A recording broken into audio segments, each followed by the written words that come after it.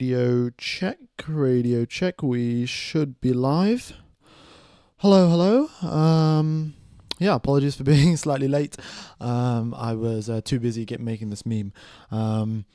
Yeah, hello. Thanks everyone for tuning in. We are 1 hour away from the start of qualifying. We've got a lot of action, a lot of stuff to look forward to, look through before we get underway. Yeah, hope you're all doing well. We've got 2,000 people tuned in. So the first thing that we're going to do is run through all of the qualifying head-to-heads for all of the drivers. I should probably also put this over here. Yeah, and then run through all of the qualifying head-to-heads for all of the drivers, because that is, coming to the final race of the season. We want to see how the drivers have stacked up against each other. That's the big thing. Yeah, and then we'll go closer and look towards what we should expect for qualifying later today.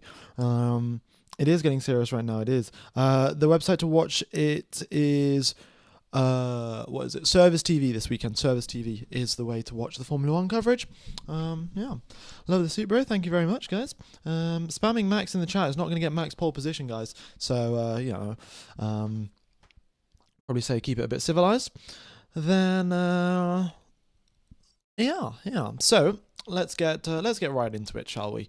We have got the the data up here. All right, let's get rid of this. Let's go here. So we'll go from, let's start with A in the alphabet. We'll go with Alpine first. Bro suited up for the final Grand Prix of the year. Indeed. Yeah, I mean, I did say so. So you look very sharp. Yeah, I probably am going to put slow mode on because, yeah, got a little bit too many messages going through. But yeah. All right, so we have got the qualifying head-to-heads between Pierre Gasly and Franco Colapinto. It's not been actually that bad for Franco Colapinto. On quite a few occasions, he's been close to Gasly, but Gasly, it's 12-5, right? So as a rookie, Franco Colapinto going up against Pierre Gasly is actually quite a nice job there. But yeah, in terms of points scored during the race, his performances just haven't really been there. We look at the number of points that Pierre Gasly has scored, and he has scored, I think, if I remember correctly, every single point for the team, because there have been no points scored by Franco Colapinto or Jack Doohan. There are 22 points scored by Pierre Gasly, and that is the 22 points that the Alpine team has. So that is essentially that's essentially how it's gone for the Alpine team. They'll be looking to obviously turn things around for next season, but you can see the average delta between Gasly and Colapinto, about 0.3 of a second between the two of them. Fire suit, yeah, my man is all in. Yeah, indeed I am. Well, it's the final race of the season, and we've got a three-way fight. I can't not wear a suit, Quali's an hour. Yeah, it says 55 minutes there, and we'll be getting underway for that. So. This was a little meme that I pulled up. Not ideal there for Lewis Hamilton, but we'll move on swiftly. I think the Ferrari fans have heard enough, to be honest, so far this season. Thanks, Raucous Magnus. Love the suit, very much is appreciated.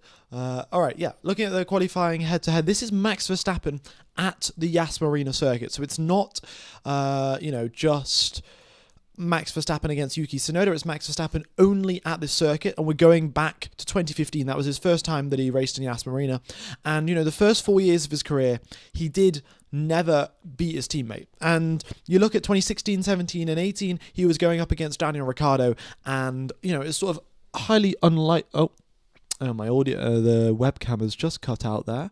Give me a sec, folks.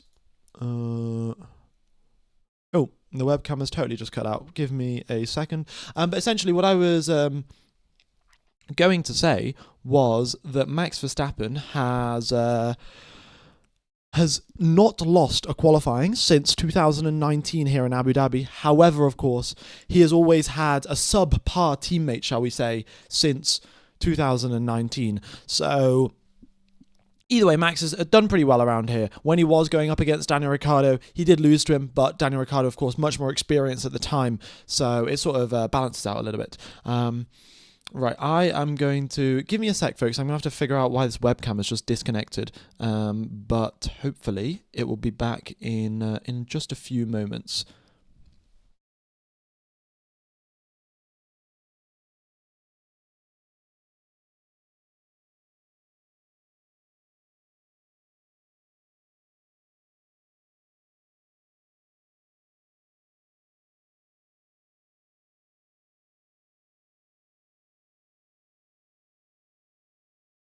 Okay, I think the webcam should be working now, so give me a second. Activate. There we go. All right. Nice, nice. Yeah, yeah. So, wait, what's just happened to the data? Oh, the whole thing has just moved. Oh, there we go. All right, let's put that back in place. Oopsie daisies. Right. Then, the next statistic that I had up on the screen, where has it gone? All right, Lando Norris has always beaten his teammate here, even if he was going up against Daniel Ricciardo, with the one exception, of course, when he lost out to Oscar Piastri in 2023. So that was it was pretty close, actually, in 2023. Piastri beat him out by a very small margin. In 24, however, Norris did have the edge on top of him. So that's how it worked out there in 2020. Well, that's how Norris's quali record has gone around here at this circuit. Now, moving on to the Williams team, I actually expected Carlos Sainz to sort of pull ahead a little bit compared to Alex Albon, and that's exactly what's happened. 13 times Sainz has beaten Alex Albon, but if you do look towards the end of the season, so let's say after race 14 onwards, Sainz has beaten Albon on every occasion apart from 2. So Sainz took a little bit really to get used to the Williams sort of team, the setup, the car. But from the second half of the season onwards, Albon hasn't had the strongest second half of the season, and Sainz has really been there to deliver and has got those 2 podiums as well. So it is a pretty solid job there from Sainz, and he has been a very smooth operator indeed to bring that back out now in his favour. You know, on average, the gap between Sainz and Albon is only about a tenth or so, a tenth and a half at max, on average throughout the season. But in the past few races, Sainz has really been stretching that out. So it's pretty good. Pretty good from Sainz. And honestly, the Carlos Sainz effect is coming true. Yeah, this is the quality head-to-head between Bortoleto and Hulkenberg.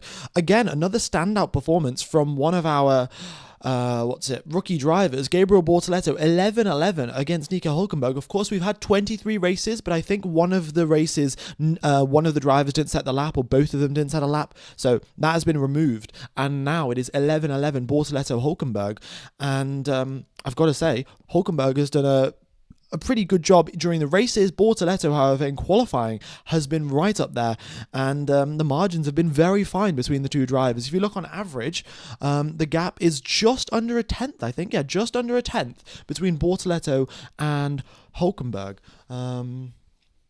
Yeah, so pretty solid for the rookie, and honestly, he's got some really good raw pace. I think, of course, there's some more experience to be had in terms of race pace, in terms of racecraft, managing tyres, but when it comes to one-lap performance, you know, he is there and he is delivering very, very consistently. And that's sort of what you want in Formula One. You know, racecraft, tyre management, all of these things can be learnt, but you cannot teach raw performance. You cannot teach raw speed.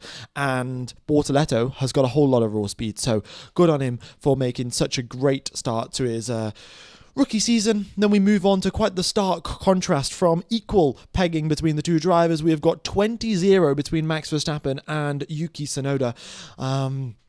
Yeah, I mean, there's not much more to comment on that, really. If you do want to look at the gap, on average, Max is about 7/10 up on Yuki Tsunoda. If you, well, the text is a little small, but on average, it's about 7/10 up. So Max is, pretty comfortably ahead of Tsunoda, to be honest. Smart suit. Thanks everyone for the nice message. I'm seeing them go by. Obviously, I can't say thank you to everyone, but very much is appreciated. Yeah, honestly, I took a while. The stream started late because I couldn't find the tie. Normally I keep the tie and the suit next to each other, but I hadn't found the tie, so it took me a little bit to find it. Yeah. Moving on, we have got Isaac Hadjar versus Liam Lawson. Hadjar again, out-qualifying Liam Lawson 15.5, and it's been a lot closer between those two drivers. You know, it's not been a huge sort of upset between them, and there's only a tenth and a half is the gap between Hadjar and Lawson in terms of their qualifying gaps from, you know, who's ahead. So Hadjar consistently doing better though, and that's of course I think why he got called up to the Red Bull team, whereas Liam Lawson was basically just like, yeah, I think he needs a bit more time to cook in VCARB, and we'll see if he can improve his performance, or maybe he'll have the same fate as Yuki Tsunoda. Yeah, we'll see. Why the suit? Because I said it a few races ago, and this was the meme that I was referring to when I was just talking about it, and then everyone thought it was a good idea. If Max wins, you have to chug a Red Bull can in under 30 seconds. I mean, I think under 30 seconds is very doable. No, Red Bull cans aren't that big. Yeah. Let's go on to the next one. So we have got... give me a sec. Yes, qualifying headset, George Russell, Kimi Antonelli. I mean, to be honest, Russell has been... We call George Russell Mr. Saturday. Like, he is exceptional at qualifying performances. It was highly unlikely that Kimi Antonelli was going to get anywhere near. The fact that Antonelli has in fact beaten Russell on 3 occasions is outstanding in and of itself. But if you look at the average gaps, it's nearly 4/10 towards George Russell's favour. That is, yeah, I mean, it's just incredible for George, and that's why he's got, you know, the pole positions, the race wins, and now he's up in P1 at the end of FP3 as well, just marginally ahead of Lando Norris and Verstappen. So maybe Russell will be in the fighting for pole position, but well, we shall wait and see how George Russell fares today. With the temperatures falling, we know the Merc does well, we know George Russell does well, and it should be happy days for George Russell. All right. Then next up, Lando Norris and Oscar Piastri. This has really been the big one. This is the one that everyone has sort of been talking about. And Norris has started to win out much more towards the end of the season. If you look towards, let's say, race number 16 or race number 17, about that point, it's about 50-50 between the two drivers. 8 wins to Piastri, 8 wins to Norris. But in the final few, Piastri has gained only 2 wins and Norris has gained 5. That has been a very big upset, of course, for all of the Australian fans, all of the Piastri fans. He hasn't been able to put it together in the final few races. May that be because of the pressure, may that be because of the racetrack. Because, you know, Piastri has raced a lot more on proper racing circuits where you've got the, you know, where the asphalt's smooth, where there aren't loads of bumps, and you've got sort of reasonably wide runoff area, you've got big enough curbs. And, you know, when you move towards street circuits like Singapore, like Baku, it's not sort of his forte. He's not also got a lot of experience. You know, Norris has been in Formula One now 7 years, and Piastri, this is his 3rd year, so once you take that into account, it's not too bad for Piastri, but of course he's fighting for a title. Not too bad is never enough. You've got to be tip-top perfect. Right, let's see, I'd be very happy to see and hear F1 Gamer doing this as a full-time profession. Some folk on TV are boring. Yeah, I mean, it would be pretty cool. It'd be a pretty awesome dream job to be flown around the world with like Sky Sports or Formula One TV to commentate Formula One races, and then, you know, sort of in my free time I can just watch the old races back and like make notes of things and make stats, but you know, it also seems like a bit of a pipe dream, because, well, you know, there are probably, I'd say, 10 commentators in the world that do major sort of motorsport events, and apart from that there's literally no one else. So who knows? Nice suit. Thank you very much, guys. Thank you very, very much. The reason I've got a suit is I said if there was a 3-way title fight, we would have I'd wear a suit for the Abu Dhabi streams. So here we are. F1 Gamer, can you do a poll of which car is the most beautiful? My one goes to the Racing Bulls in Las Vegas. Why are they white again? Yeah, I mean, it's a special livery, isn't it? I think it's actually close between the... Well, let me know, folks. What do you think is your favourite livery? However, I really like the white Red Bull. However, the sort of sparkly, reflective Racing Bull under Las Vegas was like incredible. It looked amazing, but I can't think of any other good ones. I mean, Ferrari always have their classic red, which is pretty solid, but I know any special liveries that you guys can think of. The Suzuka one that they had, Retro Williams, would be pretty nice. Yeah, but yeah, let me know. I think Ferrari, a lot of Ferrari special liveries this year have been terrible because they have the blue HP, and red and blue obviously just does not go together. And for that reason, I think having the all of the Ferrari special liveries this year have been bad. Whereas the Red Bull sort of have flexibility to do whatever. It would be pretty nice, actually, if Cadillac could bring back the Lotus colors. Lotus was black and gold. If Cadillac could bring those colors back, maybe a bit more gold, not so completely dark, and also that's extra paint. Well, actually, it's not extra paint. It would be carbon fiber in that situation. But if they could go sort of black and gold, I think that would be an awesome livery for the Cadillac team. All right. Hey F1 Gamer, we are having a CF1 Gamer Xmas party or New Year party in the next few weeks. Make blooper reel and the memes for best of the year. I mean, maybe. I'd have to go through a lot of footage because I've had nearly, I think, this puts it at nearly 150, is it? No, nearly 100 streams for the year, and then each stream is nearly 2 hours long. So that's 200 hours of footage to go dig through for some memes and stuff. Yeah, need a yellow team back with Cadillac as well. So maybe yellow, black and gold, or black and yellow.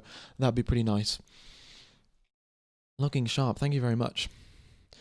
You think we need a yellow team again? Indeed, I think we do. All right, let's continue on with what I was going through. So Behrman again. So Behrman has beaten Esteban Ocon. So Behrman has had outstanding quality performances. Bortoletto's had great ones. So's Hadjar. This year's rookies really look like they're going to be sticking around.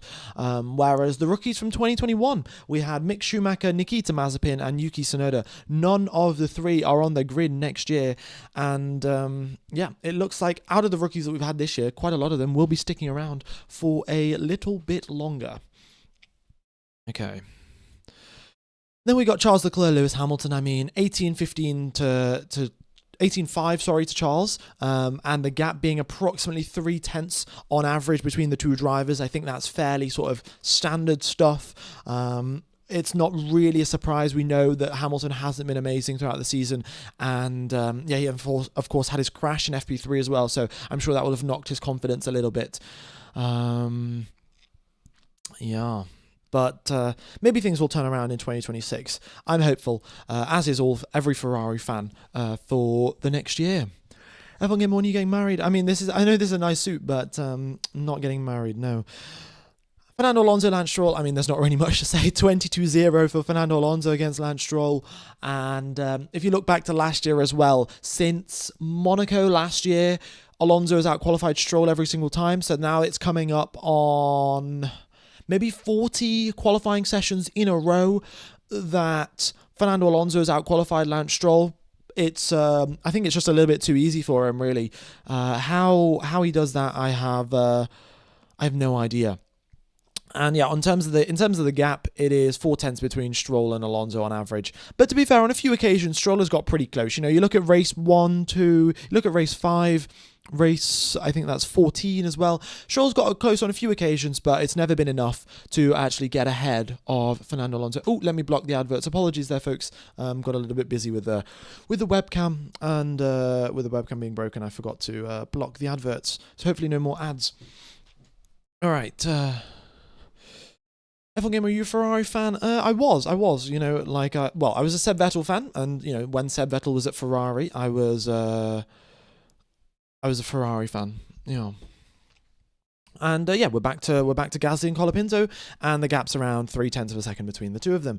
So not too shabby. But yeah, sort of standouts for potential rookie of the season, of course, go to Hadjar, Bortoletto, and Behrman for just being, well, out-qualifying their teammates or getting very close to out-qualifying their teammates on average throughout the season. And yeah, I've got to say, but it just goes to Isaac Hadjar for those performances, for the podiums, and just brilliant job overall. Fantastic suit. Have you wore it for any other special occasion? Actually, I wore it at my sort of awards event at my high school, I think. And then I wore it to like a formal dinner at Christmas maybe 2 years ago, but since then it doesn't really see much use. Yeah. Okay. Who can compete with Adrian Newey? I think James Vowles can compete with Adrian Newey. Actually, I'm going to put a poll into the chat. Who do you think will be the faster team next year, Williams or Aston Martin? Because Williams have got James Vowles on their side and the Carlos Sainz effect, whereas, Aston have got Adrian Newey and Fernando Alonso and L Plan. So which team combination is it going to be? It seems pretty close right now. 60-40 for the first few votes. I'll have a look at that a little bit later. And we'll be getting the qualifying data coming through shortly, folks. And if you haven't hit the like button, be sure to do so. In fact, I should probably update the like counter. This is still from the FP3 stream, so give me just a second.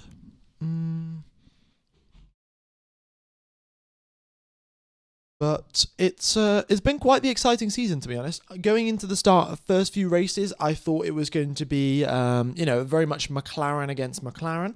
And then Max Verstappen came out of nowhere to put in some incredible performances. And then, we sort of know what happened. You don't count out Max Verstappen.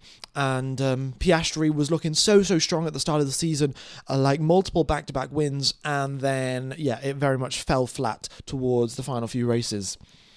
Hope Audi would be competitive. Yeah, I think Audi would be. But are Audi making their own engine? As far as I can tell, I was doing a little bit of research, and I think Audi are making their own engine, right?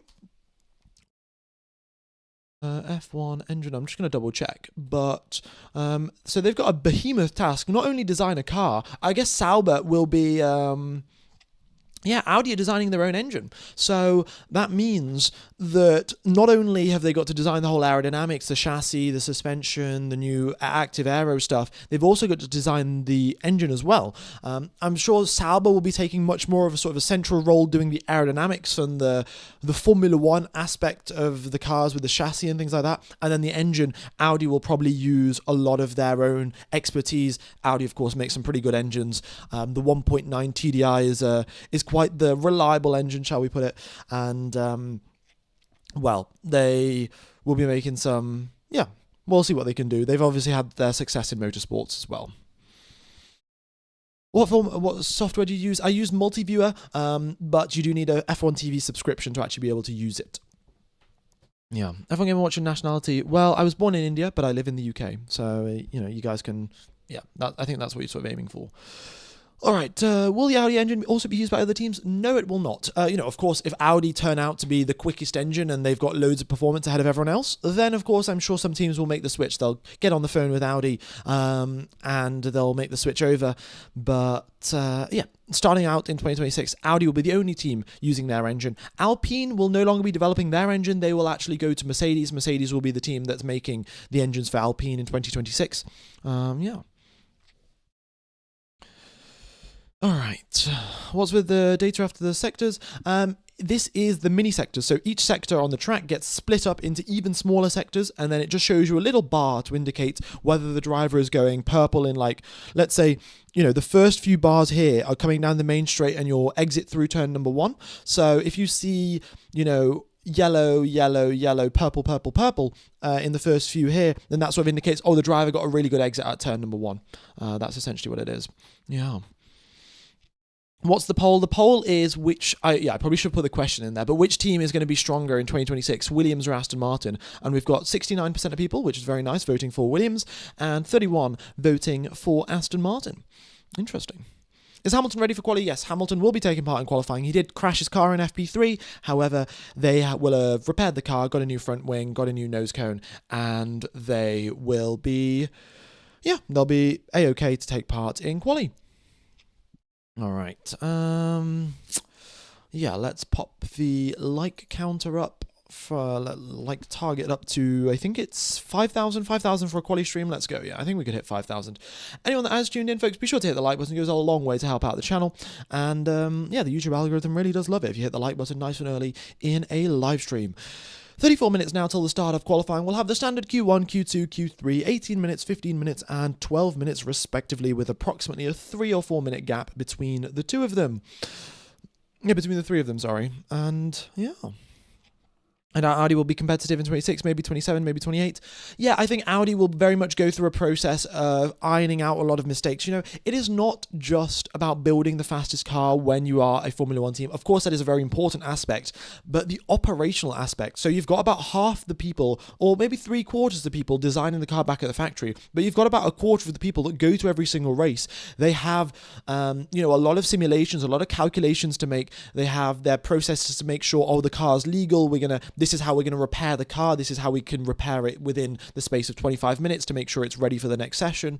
And there are a load of operational things that need to be figured out. Williams are doing that operational figuring out right now. You know, you may remember a little bit earlier on, Williams got disqualified from qualifying in Singapore because their DRS flap opened up too wide. And of course, throughout the years, they must have just sort of forgotten to check these things, and they now implemented a new system to make sure their DRS isn't too big and it doesn't get disqualified. But Audi, I'm sure, will have some of these little chinks in the armor, shall we say, to work out and to sort of bring them up towards, a proper Formula One team level. And I think Valtteri Bottas and Sergio Perez will help with that immensely. Valtteri Bottas, Sergio Perez will be doing the same thing for Cadillac, and they'll be helping out immensely. Hulkenberg, of course, will have all the knowledge. He's been in Formula One for ages. In fact, Hulkenberg gifted Fernando Alonso a walking stick for the Secret Santa. All the Formula One drivers on the F1 TV, on the F1 YouTube channel, they give everyone Secret Santa gifts, and Hulkenberg gave Fernando Alonso a walking stick, even though Hulkenberg himself is the third oldest driver on the grid and has got a lot of experience as well. Okay.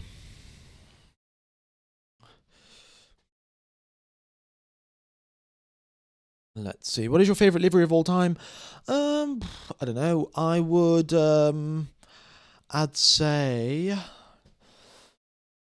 can't really tell you. I don't have a favorite livery per se, to be honest. I would the Marlboro livery is pretty cool just because it stands out so much and it's so iconic. But no, I don't really have a favorite livery, to be honest. Yeah. Suit for the final race? Indeed. Right. Finally, bro answers. Yeah, I mean, there are a lot of chat messages that go by. The website for the Austrian VPN server is where has it gone? It is Service TV, folks. Service TV. There's a link in the description. If you type Service TV Formula One and you're connected to an Austrian VPN, you'll be able to watch the Formula One coverage for free. Yeah.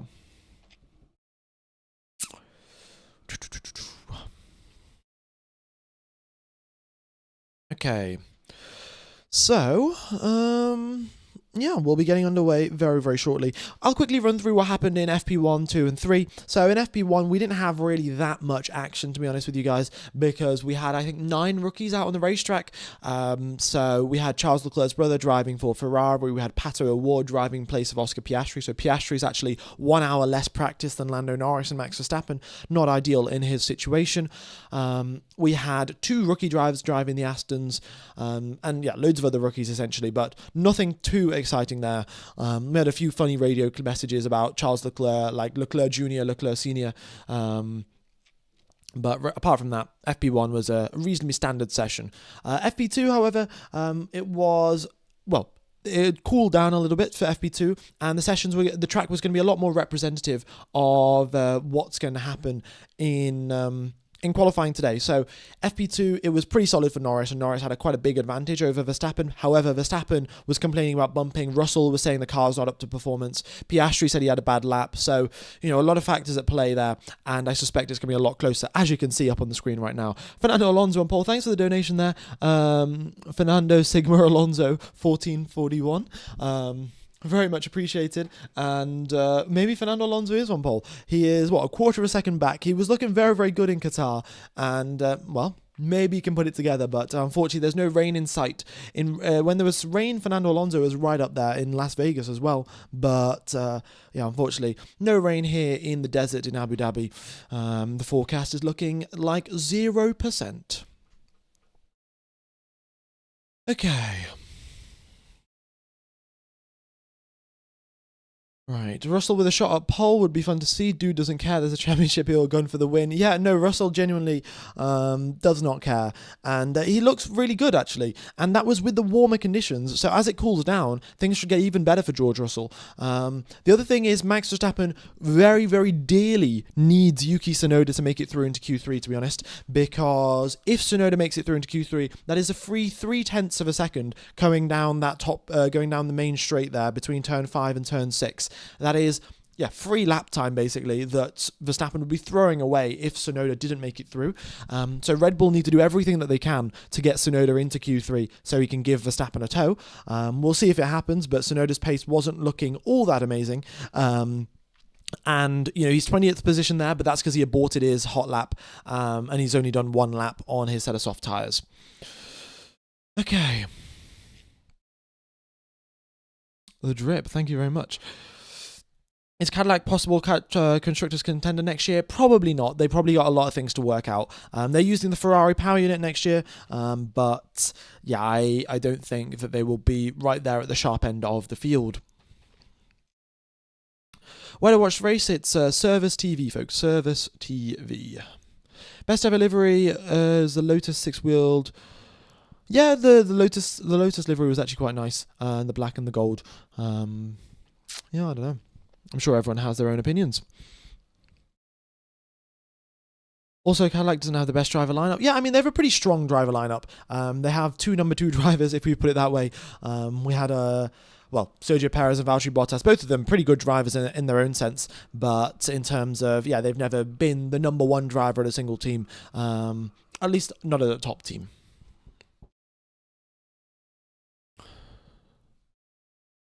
Right, so this TV doesn't work, then you can try SRF. That is a Swiss VPN server that you connect to, and then you can go on to SRF Formula 1.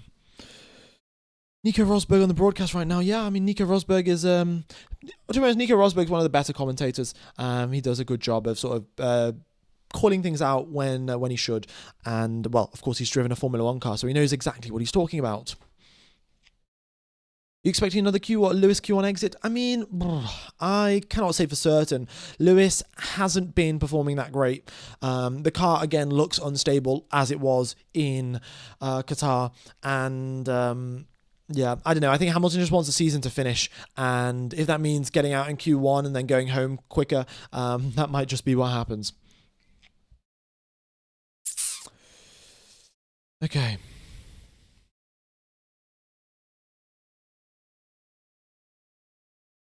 Let's see. What else? Are you wearing just a suit or some pants? No, I'm not wearing shorts. I've got normal trousers on, but it doesn't really matter, does it? Okay, we've got 6,000 people already tuned in. Thank you everyone for tuning in. Hope you are all enjoying the coverage. Be sure to smash the like button. It goes a long way to helping out the channel and the algorithm. And, we're heading towards the final race of the season, the final qualifying of the season. 25 minutes. We'll have the drivers make their way out for Q1, and we'll have all 20 cars out. 5.4 kilometre long circuit, not going to be too much issues in terms of track limits and blocking each other and things like that. That should be more than fine. Right, Verstappen out in Q2 trust. Well, we shall see. We shall see. These drivers are going to be doing absolutely everything they can to make sure that they get into Q3 and put together a pole lap.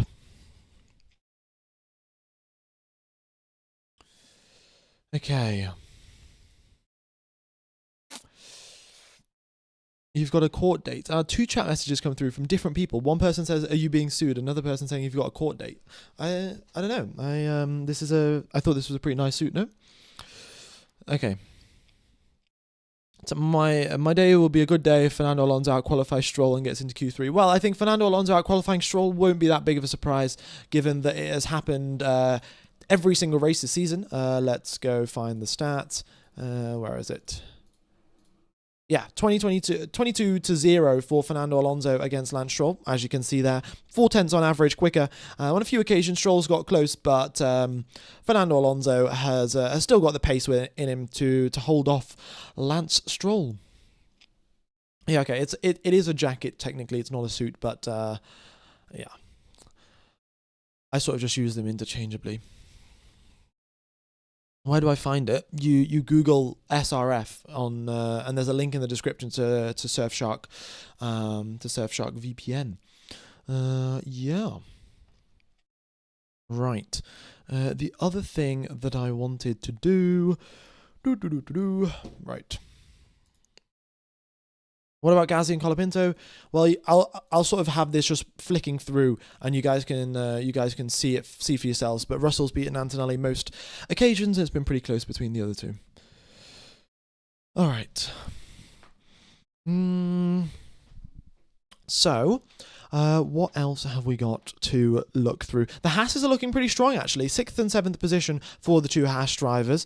And Ocon actually ahead of Behrman, but both of them really strong performances. And they did their laps on reasonably old tyres as well. So Ocon and Behrman, solid performance. And maybe we'll see, maybe a top 10 top 10, maybe into Q3 actually for the Haas team. That would be pretty awesome.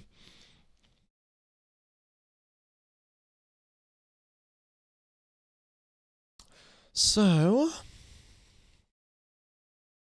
who do you think will be the priority driver at Cadillac? To be honest, we're not really going to have a priority driver. The way that it works in a sort of a lower tier team, Alex Albon and Carlos Sainz very equal in terms of pace. They don't have a number one or a number two. Even Ferrari don't have a number one or a number two. We know that Leclerc will score some more points than Hamilton most likely, but they never really do a full sort of sacrificial thing where they're like, oh, you have to give a toe to this driver. It's always very sort of just level playing field, and whichever driver is ahead, they normally get priority strategy. That's typically how it works in the world of Formula One.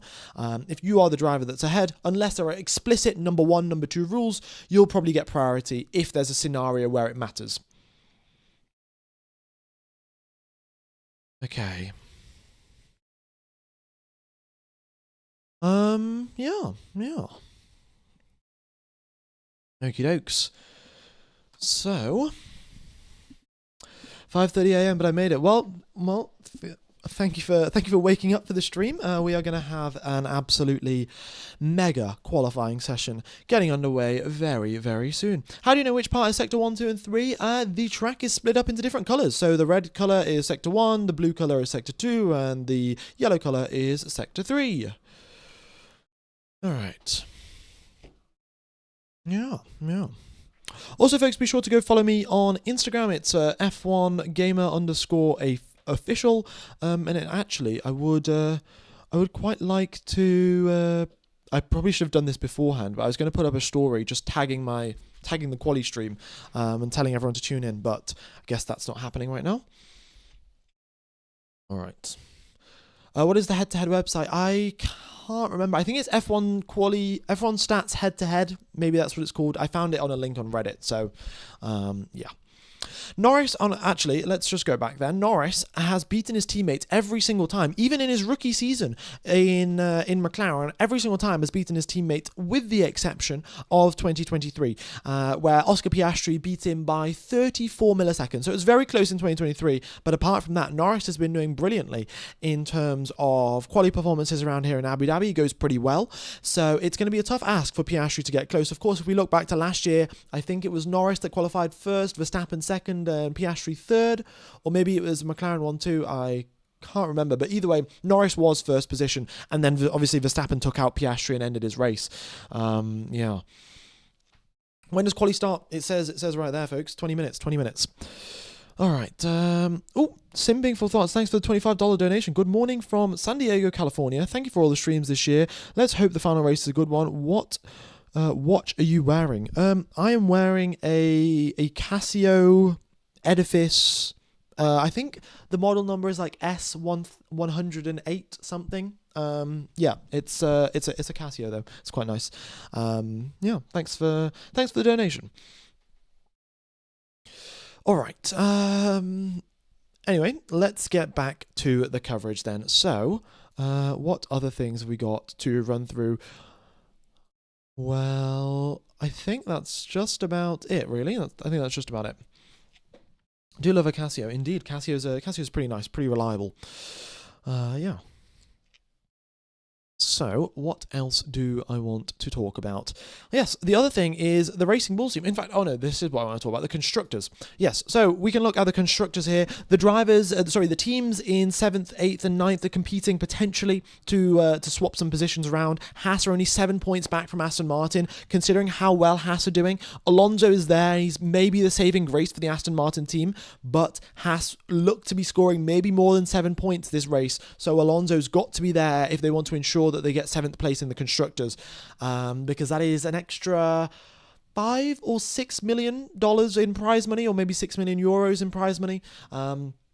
So quite the hefty sum there for 7th and 8th position, and kick Sauber a little bit too far back, but they're only 5 points back from the Haas F1 team. Haas doing pretty well, Sauber a little bit further back, so Haas look to be moving upwards, but they do also have to be wary of losing to kick Sauber. So those final 3 positions are a little bit up for grabs. Racing Bulls are 12 points up from Aston Martin, so unless Stroll and Alonso have both really good races, unlikely that Aston Martin are going to get that 6th position, but we shall wait and see what happens. Yeah, and up at the top, it's pretty much already been decided, unless we get I think a Red Bull 1-2 and Mercedes DNF, both of them, then Red Bull could maybe get 2nd position, but we're not getting a Red Bull 1-2, so yeah. Alright, thanks for the donation there, Nihar Joshi, very much is appreciated. F1 Gamer looking majestic. Wow, I've biggest number of compliments received in a day. Thank you very much. Alright, so yeah, if you haven't hit the like button, be sure to do so. Quickest speed through the speed trap, Oscar Piastri, 334 kilometers per hour. That is not Oscar Piastri running a low downforce setup. That is Oscar Piastri getting a tow from Fernando Alonso. And in fact, when he did get that tow, he went green in sector number 2. So gained a lot of free lap time, essentially, did Oscar Piastri. So yep, the drivers will be aiming to get a tow. Verstappen, if he knows that Tsunoda isn't going to make it through into Q2, isn't going to make it into Q3, Verstappen will start playing games. He'll give Alonso maybe a tow, he'll give maybe Hulkenberg or Ocon. He'll give one of the drivers a tow, hoping that he'll get a little bit of payback, and yeah, not payback, but sort of a little bit of a gift in return. At the end of Q3, Verstappen will get a tow when he's doing his flying lap. Alright, what's going on with Max's engine? Max will have the fresh engine in his car. Last race in Qatar, they took out the fresh engine from Brazil, and I think they were saving it here for Abu Dhabi, and yeah. And for that reason, Max will be using the fresh engine from Brazil, most likely. Of course, we will never know unless Red Bull explicitly tells us, but I don't think Red Bull are just going to come out and say, oh yeah, we've got the new engine, we're going to turn it up to engine mode 22, and, Max is going to destroy everyone. That's not what they're going to say, so we'll just sort of have to look at the speed traps and sort of figure it out ourselves, and I'll do my best to sort of convey that information over to you guys. Seems like Ferrari had some pace. What happened? Ferrari had some pace, except that Ferrari didn't get any quicker, and every other team got quicker. So that was the issue for the Ferraris. They couldn't find any more pace. Hamilton, the car was unstable for him. Leclerc was also having some issues as well, and as a result, yeah, they're in 8th and 18th. How old is Lando's engine? Well, look, the teams get 4 engines per season. We have 24 races over the entire season, and for that reason, we have 6 races per engine, essentially. So Norris's engine most likely would have done 6 races. We don't know exactly which engine it is, but yeah, there is, of course, always a chance of reliability issues, not just for Lando, but maybe Piastri, maybe Verstappen. Also, I'd like to say that if Piastri won the championship, like, it's a pretty big if, but if he did, I would love for him to come over the radio and say, not bad for a number 2 driver, because, yeah, McLaren have, really screwed him over in Qatar. I mean, I guess they screwed over Norris as well, so it wasn't sort of preferential treatment, but, yeah, that was quite possibly the biggest blunder that we've seen, even worse than a few of the Ferrari ones. Okay, the double disqualification back in Las Vegas was also pretty bad, but in terms of actual strategy, I would say that was a pretty, questionable choice. Okay. Hello, folks. Hope you're all doing well. And yeah, we are now 15 minutes away from the start of QUALI, so we should be getting the data coming through on the screen shortly. I will see what I can do about that. Been watching your stream all season. Thanks for the great commentary and blocking all the adverts. No worries, bro. No worries indeed. You know, I could make hypothetically some more money, but at the end of the day, it's just not a nice experience. Would I watch a live stream that's got adverts in it halfway through? You know, I'm about to talk about someone to get an overtake, and then you get an advert about, you know, oh, go buy some new car insurance or something like. So, do my best to block the adverts. Sometimes I do forget, but thank you all for bearing with me and listening along. Yeah. Okay. So, yeah, not long now. Not long. Dying from sickness but can't miss qualifying. Can't miss qualifying for anything, really. Cannot miss qualifying for, you know, we've got people that have woken up at very ridiculous times in the morning to watch this session. So let me know what time it is, if it is an awkward time zone for you guys, but I'm sure a lot of the Australian fans will be up looking to see if Oscar Piastri has a shot at winning this title. All right, Boots is sweet. Thanks for the donation. I can't pronounce your name. I'm here for the slicks on that suit. Great job on your commentary. Good luck with your degree. Very much is appreciated. Thanks for the donation. And yeah, I think I'm going to need the luck for my degree with the way how busy things are going. But yeah, thanks for the donation. Helps out the channel a lot. All right. F1 Gamer, what you put the chances of Piastri winning? The chances are, right, the odds of the championship go down to 70% Norris, 25% Verstappen, 5% Piastri. That's approximately what it is. Yeah.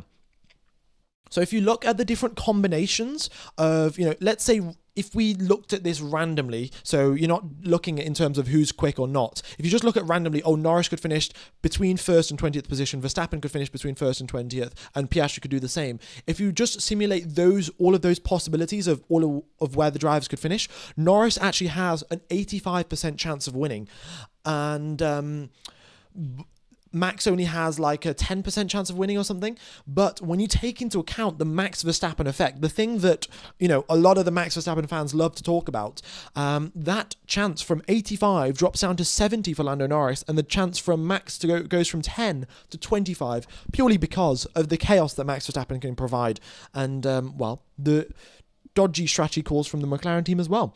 Also, the other thing is, if Verstappen does win this title, I think that he should actually invite Zach Brown, go over to Zach Brown and say, thank you so much. I could not have won the title without you guys, because, you know, as Max Verstappen said, I think maybe 2 races ago, he's basically just said, oh yeah, we are only winning this title because of other people's failures. And I think Verstappen should personally go over and say thank you to Zach Brown for messing up. That would be quite funny. All right. Oh, we got another donation. Jedi Fire, thanks for the donation. Good afternoon, F1 Gamer. Wonderful to be joining you for an exciting qualifying. Williams have had such a good season this year. I'm excited to see how the World Drivers' Championship pans out. Thanks for the broadcast. Thank you for tuning in. Thanks for the donation. Very much is appreciated. All right, thanks for the commentary. I've been a Formula 1 addict since the 80s, and I've now switched to watching your stream only. Good luck on your degree. Thank you very much. Yeah, I mean, I'd love to be watching, to have watched all the Formula 1 races back till the 80s. I mean, to be fair, they're still somewhere there in the archives. I just have to find the time to go watch them. That would be pretty awesome. Right, let's go. Oh, brilliant. We have got the qualifying data coming through. There we go. Track temperature down to 30 degrees Celsius, folks. So compared to 36 degrees where it was at the end of FP3, it is now down to, as you can see, 30 degrees. So it's a little bit more in George Russell's favour, which is fantastic for him.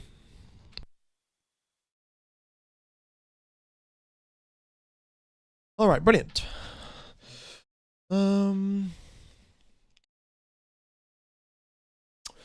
many awesome donations there. The community here is so cool. Yeah, I mean, very much is appreciated. All the donations, folks. I mean, tremendously helps out the channel. I will probably be, you know, this is the plan. I'm trying to get some F1 engineers to come onto the channel and sort of give some interviews. So I'll be getting some, like, a new mic and a new sort of audio setup interface thing to make sure that all of that works out quite nicely. So the donations very much do help out. All right, what degree? Mechanical engineering, folks. Mechanical engineering, yeah. Alrighty. Where to watch it live? It's Service TV. Link is in the description for the Surfshark VPN, and then you connect to an Austrian VPN, Service TV. Boom, bash, bosh. You can watch the Formula One. All right, let's get rid of this little meme here, and let's get underway for qualifying. So, yeah, track temperature's down, wind speed's also down, air temperature's down, humidity is reasonably high. Of course, this will be a little bit of a physical race for the drivers, but as the night sets in, we're getting cooler and cooler, and the drivers should be able to handle it pretty nicely. Is a Max Lando tie would be possible? What would be possible? 2 champions, a sprint race. If the drivers tie on points, what happens is whoever's got the most race wins will... whoever's got the most race wins will win the championship. And then if they've both got the same number of race wins, it's whoever's got the most second places. And if they've got the most second places, or if they've got equal number of second places, it goes to third, and so on and so forth. Let's go for a flying lap around the circuit, ladies and gentlemen. Alrighty. So here we go then. Final corner. This is, final corner. Just don't exceed track limits. You can get a lap time deleted on the left-hand side of the circuit, on the entry and on the exit, so the driver's got to be pretty wary of that one, and get onto the power as early as you can, and, straight line your exit. Remember to short shift, especially at the start of your lap, going through turn number 1 as well. Do a little bit of short shifting, keeps your rear tyre temperatures under check. Then you go up towards turns number 2 and 3, very easy flat. The driver's tiny little steering inputs to ensure that they screw off as little speed as possible. Then you go a little bit down the hill, braking at the 70-meter mark in towards turn number 5, super deep onto the brakes, late apex, short shift again to reduce wheel spin. And then you go up, go down the next straight, big old DRS zone as well, and you're reaching speeds of up to 330 kilometers per hour depending on your downforce level. Slam on the brakes at the 100-meter mark for turn number 6. You probably should hit that apex, not miss it like I just did. And then again, turn 7, that's the most important corner. Again, nice and smooth onto the power. And then you've got turn number 9. Lewis Hamilton actually crashed here, so I'll quickly just go through how Lewis Hamilton crashed. Essentially, at this point in time, Hamilton, turned the car in and just sort of jabbed at the steering wheel in a sort of a little bit too harsh of a way, let's put it that way, and the rear of the car sort of just got loose a little bit, so he turned in the rear of the car, lost grip, and then he tried to correct it, but the momentum was so fast and the first steering input was so sharp that the rear of the car just spun around, and he did a full 360 into the barriers. Front wing damage, nose cone damage, front right suspension damage, but it's all repaired. He'll be taking part in quali in 7 minutes. Then going into turns number 11 now. So now you shift your brake balance forwards a little bit. Now is the time to actually use your rear tires. You've been saving them for this part of the lap because this is where they are the most useful. So super duper front. You move your brake balance rearwards to prevent locking up here, and you chuck up the engine braking, and that will help sort of stabilize your rears. But essentially, your rears are not designed, but this is the most optimal place to overheat your rear tyres over the course of a flying lap, because it gains you the most lap time. So you go through turns number 13, then turn number 14, Nicholas Gotifi corner, of course, and then you've got 15 and 16 remaining. So again, very little lift actually for that corner, and then the final corner, of course, you need a good exit because the start finish line isn't right at the start of the straight. You've still got a reasonable amount of acceleration left to go. So a good exit out of the final corner and then across the line for a lap of Abu Dhabi. Yeah, pretty good lap. The main overtaking zones, as I'll quickly just show you on the circuit, main overtaking zones are turns number 5. So of course, you've got this big old braking zone here. You're coming in 7th gear, 180 miles an hour, and you're braking all the way down to 60. So very, very big braking zone there. Then you skip forward to turns number 6. So blasting down the main straight, and of course with the DRS it's very easy to make an overtake into here. But the big thing that I do want to point out is that there is a DRS detection point on the exit of turn number 7. So you make your way through turns number 6, and then if you do make an overtake into turn 6, you then have to run the risk of getting re-overtaken by the driver through the next DRS zone because of that DRS detection point. And then you can also make an overtake into turn number 9. Going about 200 miles or so around into here, and then your minimum speed is about 100, so you're still scrubbing off about 100 miles per hour, and hence it's a pretty good idea to make an overtake into that one. Okay, brilliant. We've got two new channel members, Fernando Sigma Alonso, 1441. Very much is appreciated, and also Boots Sweet Oof. Thanks for being a channel member as well. Yeah, really is appreciated, folks. We've got 11,000 people tuned in. Incredible. Qualifying starts in 4 minutes' time. Okie dokes. Yeah. All right. So the other thing I wanted to mention, if you are a channel member, very much is appreciated. But I'm also conscious of the fact that I will not be streaming for the off season. So there'll be 2 or 3 months where I will not be live, and you guys won't get the benefits of sort of being a channel member, having your name highlighted up in the chat. So for that reason, if you guys want to sort of unsubscribe from the channel membership, get it back again for the start of the season, then totally happy by me. And honestly, I really recommend it to you guys if you want to. Can you go full-time on YouTube? Well, I don't really run adverts, so going full-time on YouTube is a little bit difficult. But yeah, right now with all the donations, all the channel members, it helps quite a bit towards going to university. Yeah. See, you're a black belt in origami. No, that is given to me quite kindly by one of my friends. Yeah, that's not me. Okay. So 3 minutes and 40 seconds remain till qualifying. All 20 cars will be coming out onto the track as standard. 5 drivers getting eliminated in Q1. 18 minutes to go. Let's go, ladies and gentlemen. All right. It's Service TV, folks. Service TV is where you can watch the Formula 1 coverage this weekend. Or SRF as well if that one does not work. Nice suit, bro. Thank you very much. Thank you very much, guys. Okie dokes. If you haven't hit the like button, be sure to do so. Hopefully we can make our way towards 2,000, maybe 3,000 likes. That would be absolutely mega. And it's going to be soft tyres, folks. Soft tyres because, no sort of restrictions this weekend. No, sprint quali or anything like that. So everyone's going to be out on softs for every single lap. Last year's pole time, a 1:22.6. And I suspect we'll be beating that by about half a tenth or so. Of course, we haven't had a full seasons of... No, sorry, not half a tenth. Half a second. We haven't had a full seasons of development. A lot of teams just stop developing halfway through because they don't want to they want to start focusing on 2026, so we haven't had a full year's worth of performance increase, only about half a year, but regardless, I think we might break last year's pole time. Thanks, Chosen Mal, for the donation. We're finally back for QUALI, and we've got another one as well. Roberto Arminio, thanks for the $5 donation. Mate, you do such a good job with these commentaries. You can easily choose between engineering career and becoming a sports journalist on TV. I mean, thanks for the compliment. I sort of have to see how it goes, really. I'm not 100% sure how to be a sports journalist, but I guess I could get in contact with some people, but thank you for the donation, and I'll sort of see how it goes, really. To be honest, could be a part-time engineer, part-time sports commentator. I could be an engineering sort of sports journalist, talk about the engineering details. Thanks, Shadowfire, for being a channel member. Very much is appreciated. All right, so 2 minutes now. What are your predictions? Who is getting eliminated in Q1, ladies and gentlemen? Is it going to be Yuki Tsunoda? Is it going to be Lewis Hamilton? Or are we going to get some other surprise elimination? Let me know what your predictions are. But the drivers will be making their way out onto the track very, very shortly for the final qualifying of the season here in Abu Dhabi in 2025. I cannot wait. This one is going to be good. Did they fix Hamilton's car? Yes, they did. Hamilton will be taking part in qualifying. The crash was not too bad, so Hamilton is definitely driving. All right.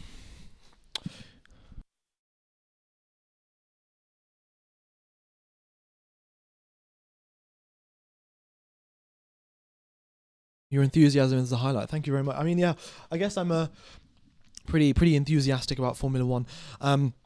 Also, folks, the race stream tomorrow might even be starting 2 hours early. I don't know. It just depends on how excited I am, to be honest.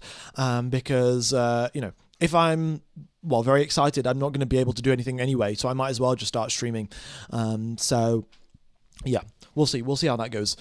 All right. I shall.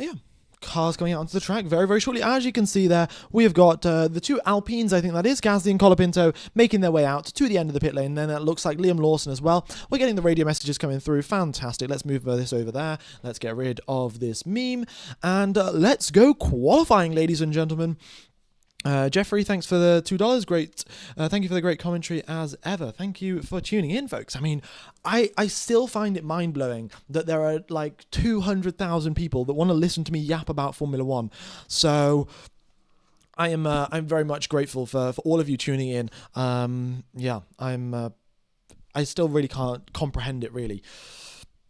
All right, the timer has hit 0, and as you can see there on the bottom left of the screen, timer's ticking down. Gasly's out onto the circuit. Let's go, ladies and gentlemen. How much time lost pitting? The drivers lose around 24 seconds, but I'll confirm that for the race tomorrow. The pit lane, of course, here in Abu Dhabi goes underneath the racetrack. It's quite the fancy pit lane, shall we put it. Gasly's out on mediums. As I said about 2 minutes ago, everyone's coming out on softs, but apparently not. Gasly wants to try mediums. So does, is that Lewis Hamilton or Charles Leclerc? One of the Ferraris trying out, it's Hamilton, out on mediums. Okay. I mean, track temperatures are 29 degrees Celsius. It's not that hot to be trying the mediums, but maybe they want to save their softs for a little bit later. Not exactly sure what Hamilton is trying there, but as I said, during my flying lap, the overheating happens mostly in Sector 3, and you have to combat that overheating by going purposely slower in Sector 1 and in Sector 2. So to sort of, maybe compensate against that, maybe go out on the mediums, maybe try that out, but Pirelli have soft tyres for a reason, and that's why every single pole lap is set on a set of softs. So let's find out. Okay. 17,000 people tuned in. Let's go, ladies and gentlemen. All right, it looks like we might, this might break some records for the biggest quali stream in the history of the channel. So, boogity boys, let's go qualifying. All right, Hulkenberg and Bortoletto out onto the circuit as well, and we got Lawson and Stroll out. More donations. If Max wins, I'll drink a can of Red Bull. Yeah, I think I agreed to that during FP3. Thanks for the $10 donation there, Tojo Studio. I said if Max wins the World Drivers' Championship, I will drink a Red Bull can in 30 seconds. Yeah, so I'll have to go buy a Red Bull can just in case. Tonight, well, we'll see where Max Verstappen qualifies. Why aren't they saving their softs for Q3? Well, some of these teams don't think they're going to make it into Q3. And also, when you make it into Q3, Pirelli does give you one fresh set of soft tyres that you can use, regardless of if you have any spare left over. Pirelli will give you one fresh set. So that's why the teams are using their softs right now. Okay. Here we go then. This is the highest pressure scenario that it is. I also do want to point out, this is exactly what the entirety of Lando Norris and Oscar Piastri's life has been building up to. Their entire career from the start, from 10, 15 years ago now, has been all building up to this moment here. A championship fight in the final race of the season in Abu Dhabi. And, well, we'll see how they cope with the pressure. The word has been thrown around a lot, and critics were using it against Lando Norris. He's definitely proved them wrong, and he's been doing a pretty solid job under the heat, under the spotlight, shall we put, of the Formula One media. Oscar Piastri struggling a little bit. Of course, it's only his third year in Formula One, and Max Verstappen is cool as ever. He literally does not care if he wins the championship or not. I'm sure he'll be happy if he does, but by the looks of his attitude over the media, it doesn't look like he cares. All right, here we go then. Gasly, first driver to go across the line at 124.729. We've got Lewis Hamilton making his way through turns number 9, 10, and 11. His first sector looks all right, but to be honest, he's on a set of medium tyres. I don't think he's really competing with the guys out on softs.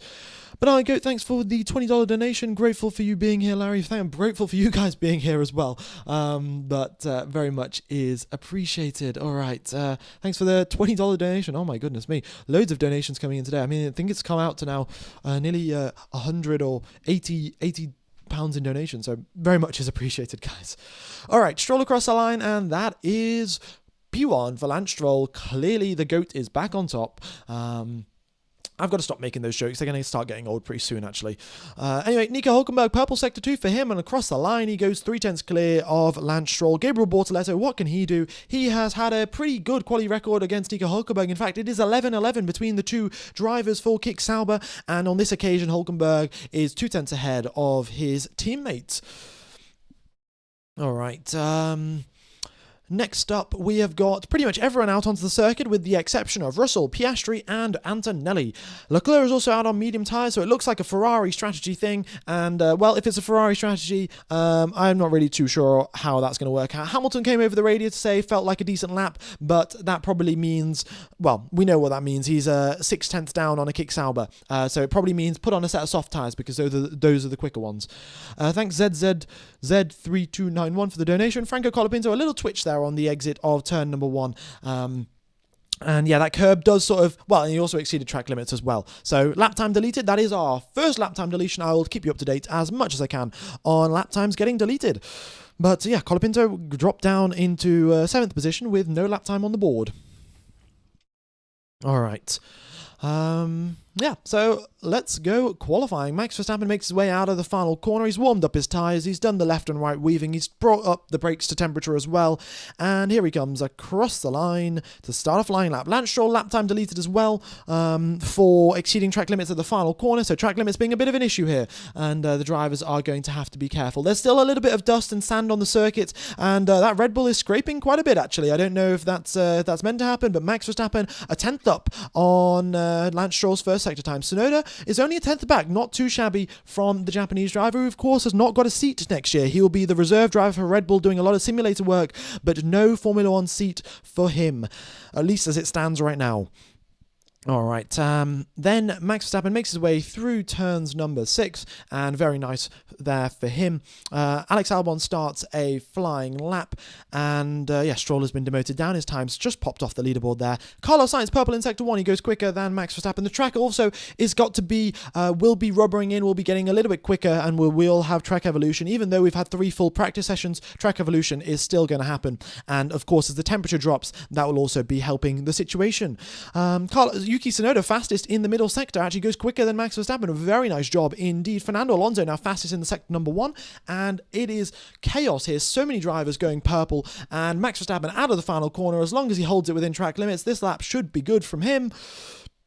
Here he goes, inside track limits, across the line, and that is P1 for Max Verstappen, 1.5 tenths up. Yuki Tsunoda across the line, 3rd position, 3 tenths back from Max Verstappen, not too shabby, should be enough to get into Q3 and to give his teammate a tow. Ollie Behrman, purple in sector 1, and Hadjar comes across the line, 3rd position for him. Oscar Piastri, and starts a flying lap. Here comes Charles Leclerc on a set of medium tyres also.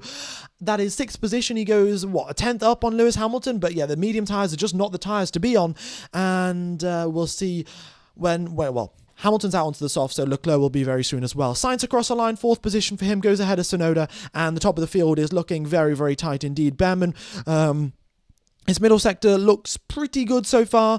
Antonelli, however, his first sector is only 1 millisecond slower than Behrman, so both of the rookies looking good in sector 1. Fernando Alonso, another rookie, across the line, 2nd place for him, 92 milliseconds back from Max Verstappen. Great job there from Alonso. In fact, he's ahead of Lando Norris. Norris goes purple in the final sector. The final sector is where the McLarens really excel, and even with a purple final sector going 4 tenths faster than Fernando Alonso in the final sector, Norris P3, Alonso P2. Russell purple in sector number 1. Behrman goes up into 1st position, 71 milliseconds clear of Max Verstappen. Great job there by Ollie Behrman. And P1 for the rookie. I mean, I'm sure he'll love to hear that over the radio when it comes over. He'll say, that's P1, Ollie, and I'm sure he'll be happy about that. How long will it last, though? We've got Oscar Piastri coming across the line. What's it going to be for the Australian? 2nd position. He is 1 millisecond back. 1 millisecond. Wow. Oscar Piastri, Ollie Behrman, very close in terms of lap times. In fact, the closest that they can possibly be without being the exact same lap time. And, well, great lap there from Piastri, but I'm sure there's a lot more performance left to give. Russell across the line, and he goes 7 milliseconds up on Ollie Behrman's lap time. What a lap there from George Russell, and look how close it is. The top 3 are 8 milliseconds apart. 8 milliseconds. Wow. All right, let's just make sure no lap times get deleted here, folks. We've got Gasly with a lap time deleted as well. Stroll has got, Gasly, look at that. He's just dropped down into 18th position. Hamilton up into 5th place. Good job there from Lewis. Let's see what Charles Leclerc can do. He's currently in the pits. Needs to get his tyres changed quickly and back out onto the circuit. And wow. So, some more Colapinto lap time deleted at turn number 1. So that lap time is going off the board for Franco Colapinto, unfortunately. And that is his 2nd lap time deleted at the same corner again. Not ideal for For Franco Colapinto, 2 lap times deleted, 2 lap times set. 2 lap times set, 2 lap times deleted in that order. All right. So here we go then, folks. Here we go. That has been the first runs. Charles Leclerc is currently out, but that's because Ferrari sent him out on a set of medium tyres because Ferrari doing Ferrari things. I mean, you know, classic stuff, to be honest. Very much appreciate everyone tuning in. We've got nearly 30,000 people. I think that might be a record, actually. Or maybe we're only 4,000 away. So 4,000 more people will break the record for a quality stream on the channel. Thank you all for tuning in. And... yeah, be sure to hit the like button. Hopefully we can make our way towards, 3,000, maybe even 4,000 likes. Why did Colapinto get a lap time deleted? He got it because he exceeded track limits at turn number 1. Gasly got it because he exceeded track limits at turn 1 as well. And Stroll got it because he exceeded track limits at turn 16. Okay, how long is left in Q1? As you can see there on the left-hand side of the screen, it's just over here. 7 minutes and 10 seconds till the end of Q1. Okie dokes. So, look, let's have a quick look at the speed traps here. Quickest in the speed traps, Yuki Tsunoda, 330. Max Verstappen, 329. And Lando Norris is third fastest, 329. So, Norris running slightly lower downforce than Piastri. Piastri did only 327. But, of course, that's also marginally affected by the exit out of turn number 5, because that is where the speed trap is, down the straight after turn number 5. Yeah, pretty nice. Okay, very close, very, very marginal between Piastri and Colapinto, but, that was pixels between Gasly and the white line there, so maybe Gasly might get his lap time reinstated, I'm not sure, but either way, he's going to have to go set another lap, because if it gets reinstated, he's still going to be back of the pack. George Russell for pole position? Maybe. I mean, Liam Lawson's here complaining about traffic. He's honestly having to dodge left, right, and centre and ask, does he even look in his mirrors? And, Lawson not happy about that, getting blocked in traffic, but he's still up there in 8th position ahead of his teammate who's in 12th. Okay, all of the drivers pretty much come into the pits now. They're all going to be putting on a fresh set of tyres, putting just a little bit more fuel in the car just to make sure that they can do one more outlap, and then we're going qualifying. Okay. Let's go, ladies and gents. Let's go.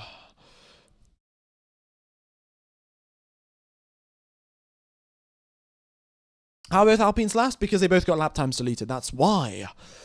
Alrighty. Haas out qualifying Ferrari's diabolical. I mean, it's been happening for the past few races as well. Haas have been destroying the Ferrari team, to be honest, and it's not been a good look for the Scuderia Ferrari. Ollie Behrman has done a brilliant job, and his pace has been really improving in the past few races. In fact, I guess in the meanwhile, I can quickly show you some of these graphics. You can look at the quali head-to-heads between the two drivers. You can see where is it? Yeah, Bortoletto and Hulkenberg, 11-11 between those two drivers. Then if we look at Hadjar Lawson, it's 15-5. So Hadjar's doing a pretty good job there. Russell, that's pretty standard, to be expected, really. But yeah, Ollie Behrman against Ocon, 13 occasions Behrman has gone quicker than Esteban Ocon. So pretty solid job there from Ollie Behrman, and Charles Leclerc, Lewis Hamilton, to be expected. Alonso Stroll, 22-0. I mean, that's enough said, to be honest. And Gasly out qualifying Colapinto, again, not really much of a surprise. Anyway, drivers back out onto the racetrack now. We've got, the McLarens coming out first. They don't want to get held up by yellow flags. That is their big sort of issue. If the yellow flags come out and you can't improve your lap time, then you get eliminated. Lando Norris, a little bit more at risk of getting eliminated than Oscar Piastri. He's about 2/10 back is Lando Norris. But pretty much everyone else is making their way out onto the racetrack. If Russell's coming out, it's... look at that margin. Oh my God. Look, from first position to 17th position, it's half a second, ladies and gentlemen. Half a second between first and 17th. That is so close. And that means a little twitch of the rear on turn number 5, where you've got a big straight afterwards, or the same thing at turn number 7. You, throw away nearly 5 positions at a time. So you have got to be absolutely pinpoint perfect to be able to get, out of Q1 and hopefully into Q3. All right, keeps the gaps tight. Yeah, so Tsunoda's just been told do a little bit of extra weaving, and we are getting ready to go racing, ladies and gentlemen. Not racing, we're getting ready to go qualifying, but either way. All right, I'm going to have some water, otherwise my throat is really going to start to hurt. But remember, folks, stay hydrated. Very, very important indeed.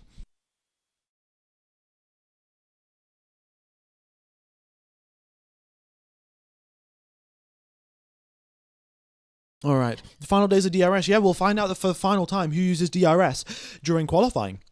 It will be whoever's doing the last run in Q3. They'll be the last driver to use DRS in 2025. Or, well, last driver to use DRS full stop.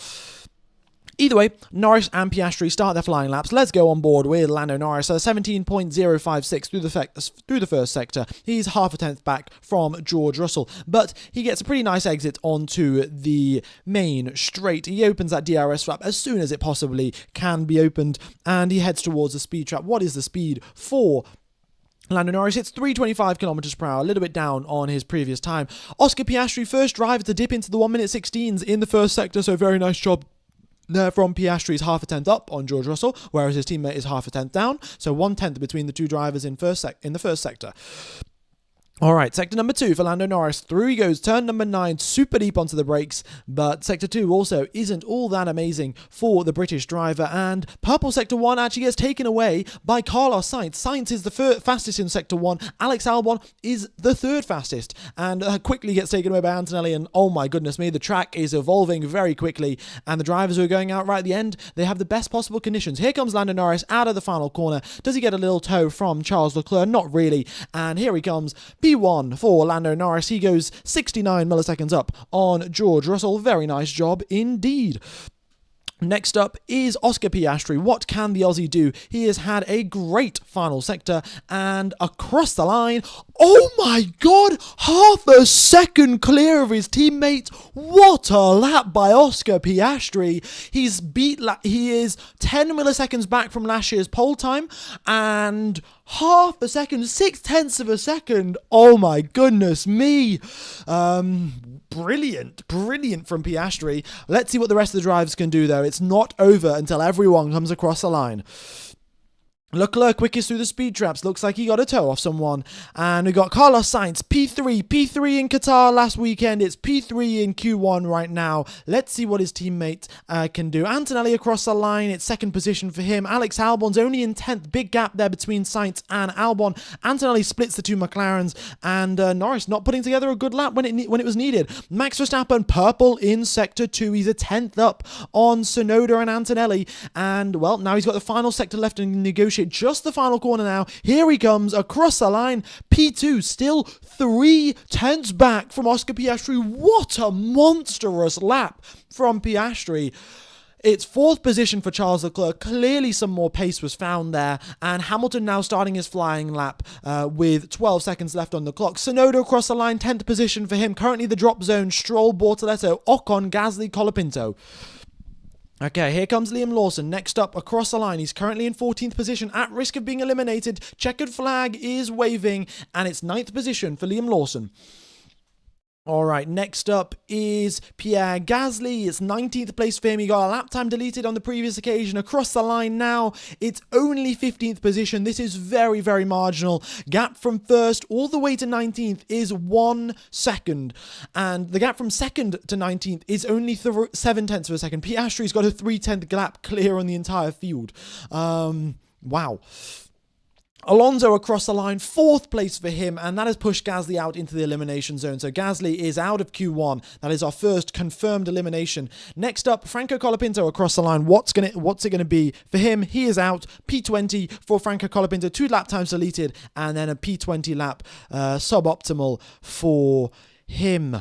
19th position is currently Esteban Ocon. He has got green sector 1, yellow sector 2. Here he comes across the line, and it's 12th position for Esteban Ocon. Not too shabby, and that might just save him. Next up is Bortoleto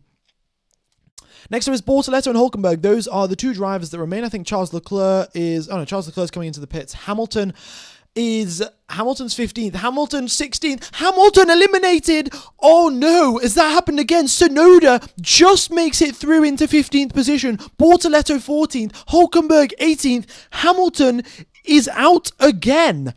Yeah, that he's just completed his flying lap. He goes half a tenth down, and oh my god, how has he done this again? This is now what, 3rd time in a row, 4th time in a row? He got impeded. Did he get impeded? Let's what was his final sector? Wait, I didn't see that, but maybe he did get impeded. Either way, he was half a tenth down in on his last lap compared to his best lap. Okay, well, we'll see. I'll get the replay up and I'll check what happened to Lewis Hamilton. But impeded or not impeded, ideally he should have been sent out on soft tires to start with, like any other team would, with common sense. But Ferrari, not exactly a team known for its common sense. So yeah, all right. So here we go, and Q2. I'll put a timer up on the screen for Q2, folks. In fact, that is definitely incorrect. Q2 is happening in a few more minutes. There we go. I think. Oh no, there we go.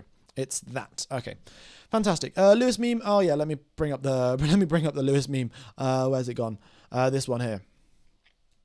You have 0 podiums this season. The guy who replaced you, whom you replaced, has 2, and the rookie who replaced you has 3. Not ideal there for Lewis. What was I going to do? Oh yeah, here.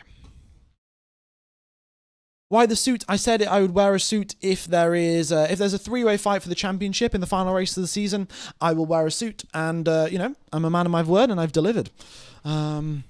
Beautiful suit, it suits you. Well, thank you very much for that.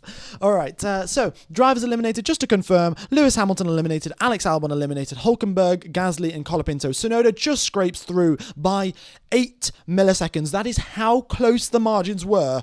And yeah, Tsunoda has made it through into Q2 by 8 milliseconds. And, he's got to make it through into Q3 if he wants to give Max Verstappen a tow. Okay. All right then, 3 minutes now till Q2. Who do you think is going to be getting eliminated in Q2? Which driver is it going to be? Are we going to have any surprise eliminations, or is it going to be something boring like the normal drivers sort of getting eliminated? All right. Let's see, 32,000 people tuned into the live stream. Thanks all for tuning in. Q2 gets underway in 2 minutes and 57 seconds. Okie dokes. Here we go. Boogity, boogity, boogie, boys. Let's go qualifying.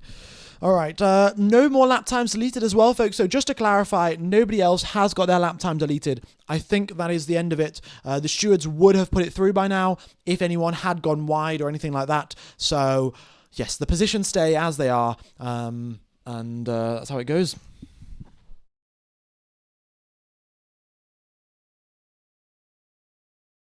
Betting my life savings on double has Q3. Well, thanks for the donation there. USA GI coded. Yeah.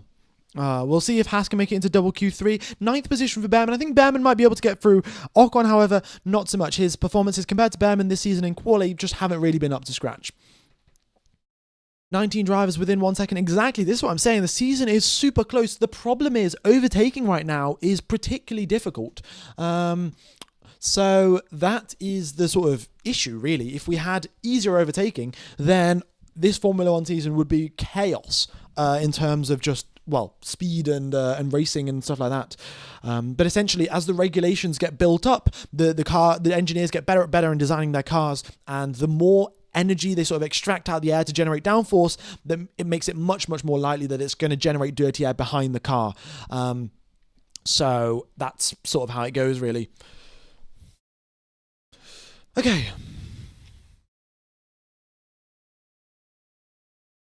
And 1 minute now, 1 minute 15 seconds, and we'll be getting underway for Q2. Thank you all for tuning in. Hope you're all enjoying the coverage. If you haven't hit the like button, be sure to do so. Looks like we have just broken the record for the biggest quali stream on the channel, and it's only Q1, so, it can only go up from here. Is the new regs better for overtaking? Indeed it is. New regs will be better for overtaking smaller cars as well, lighter cars, so step in the right direction. Okay. Who won Q1? I mean, Piastri won Q1 by a country mile, but winning Q1 does not mean anything. He was 3 tenths up on Max Verstappen. Wow. It was mega. All right. I'm going to have some water.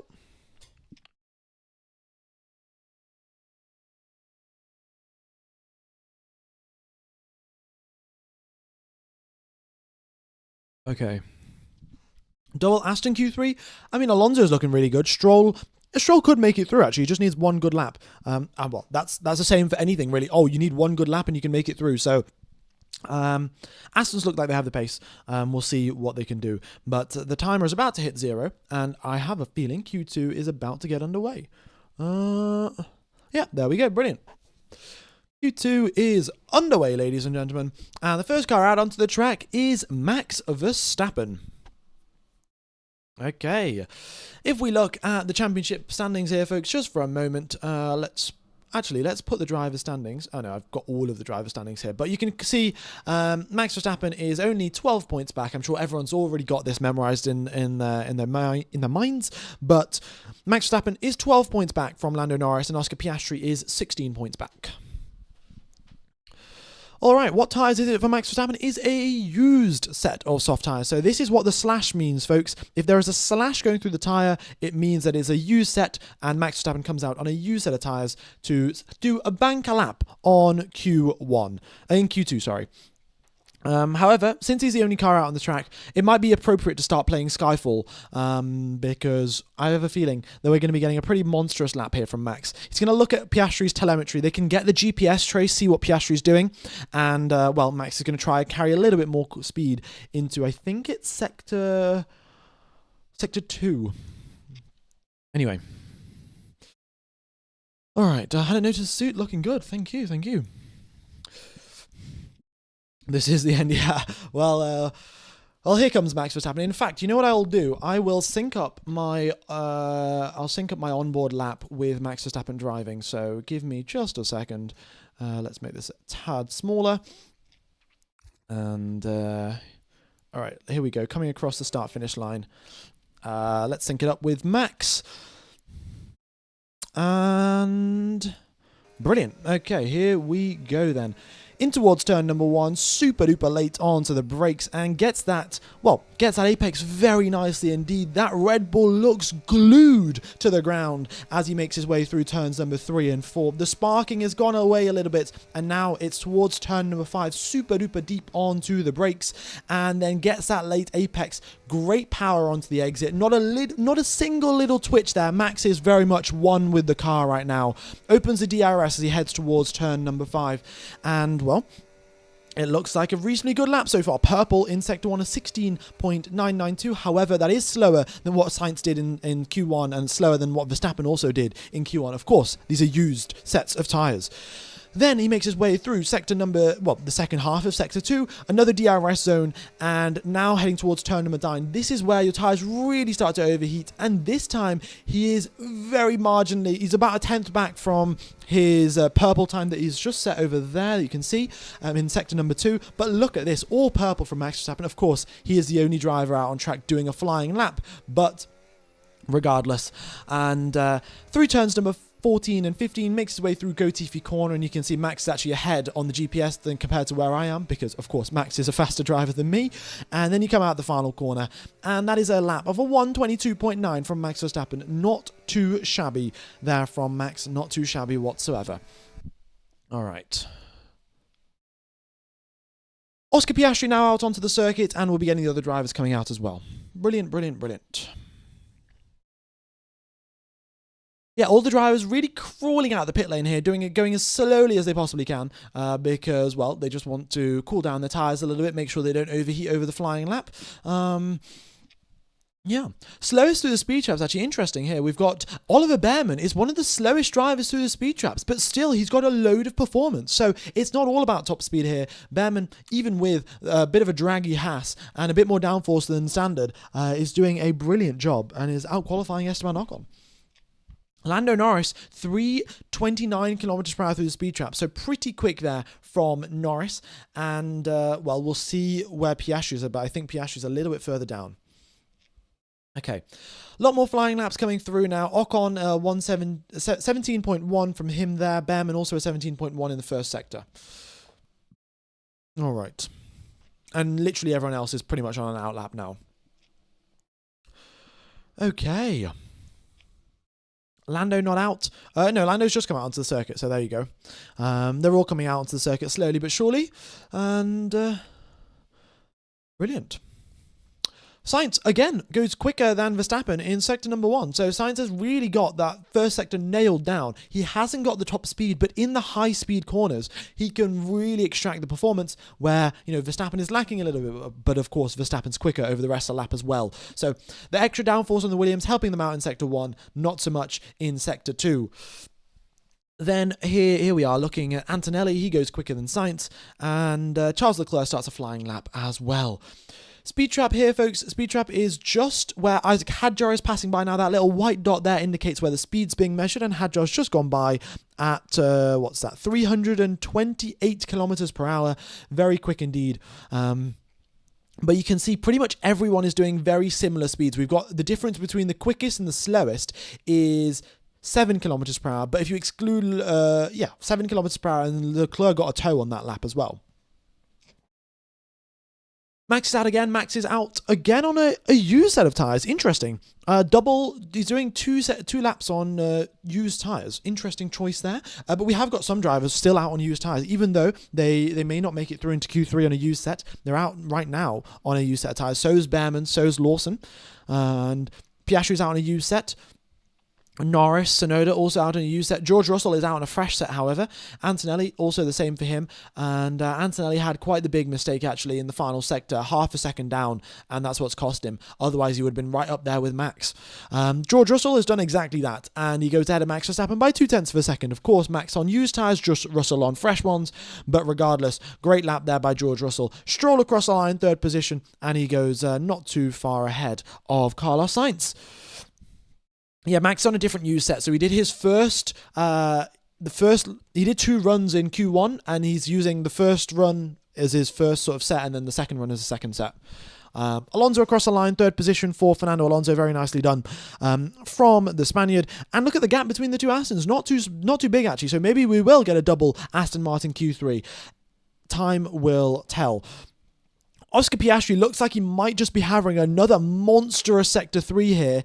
And, let's see how it goes for him. He's just making his way through now, the turn number 14 and 15.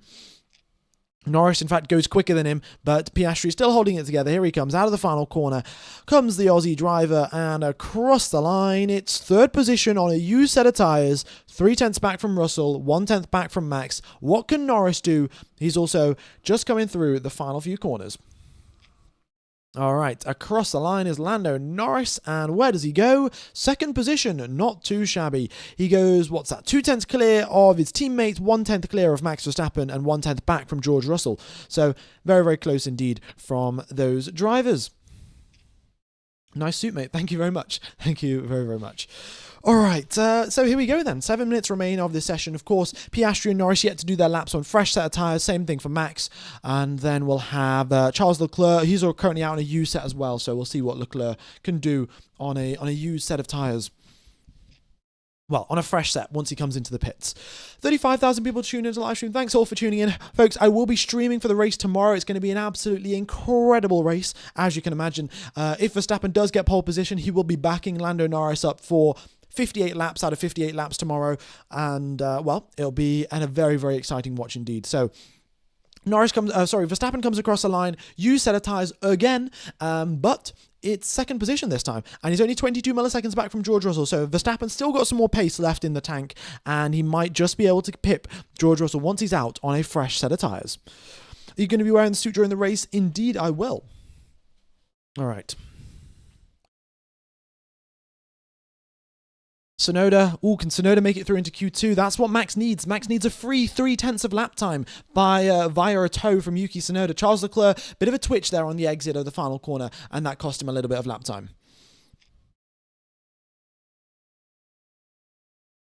Okay. 6 minutes remain. Everyone's in the pits apart from Norris and Verstappen. I think Norris is, coming into the pits now. Verstappen is also making his way back. He's on his in-lap.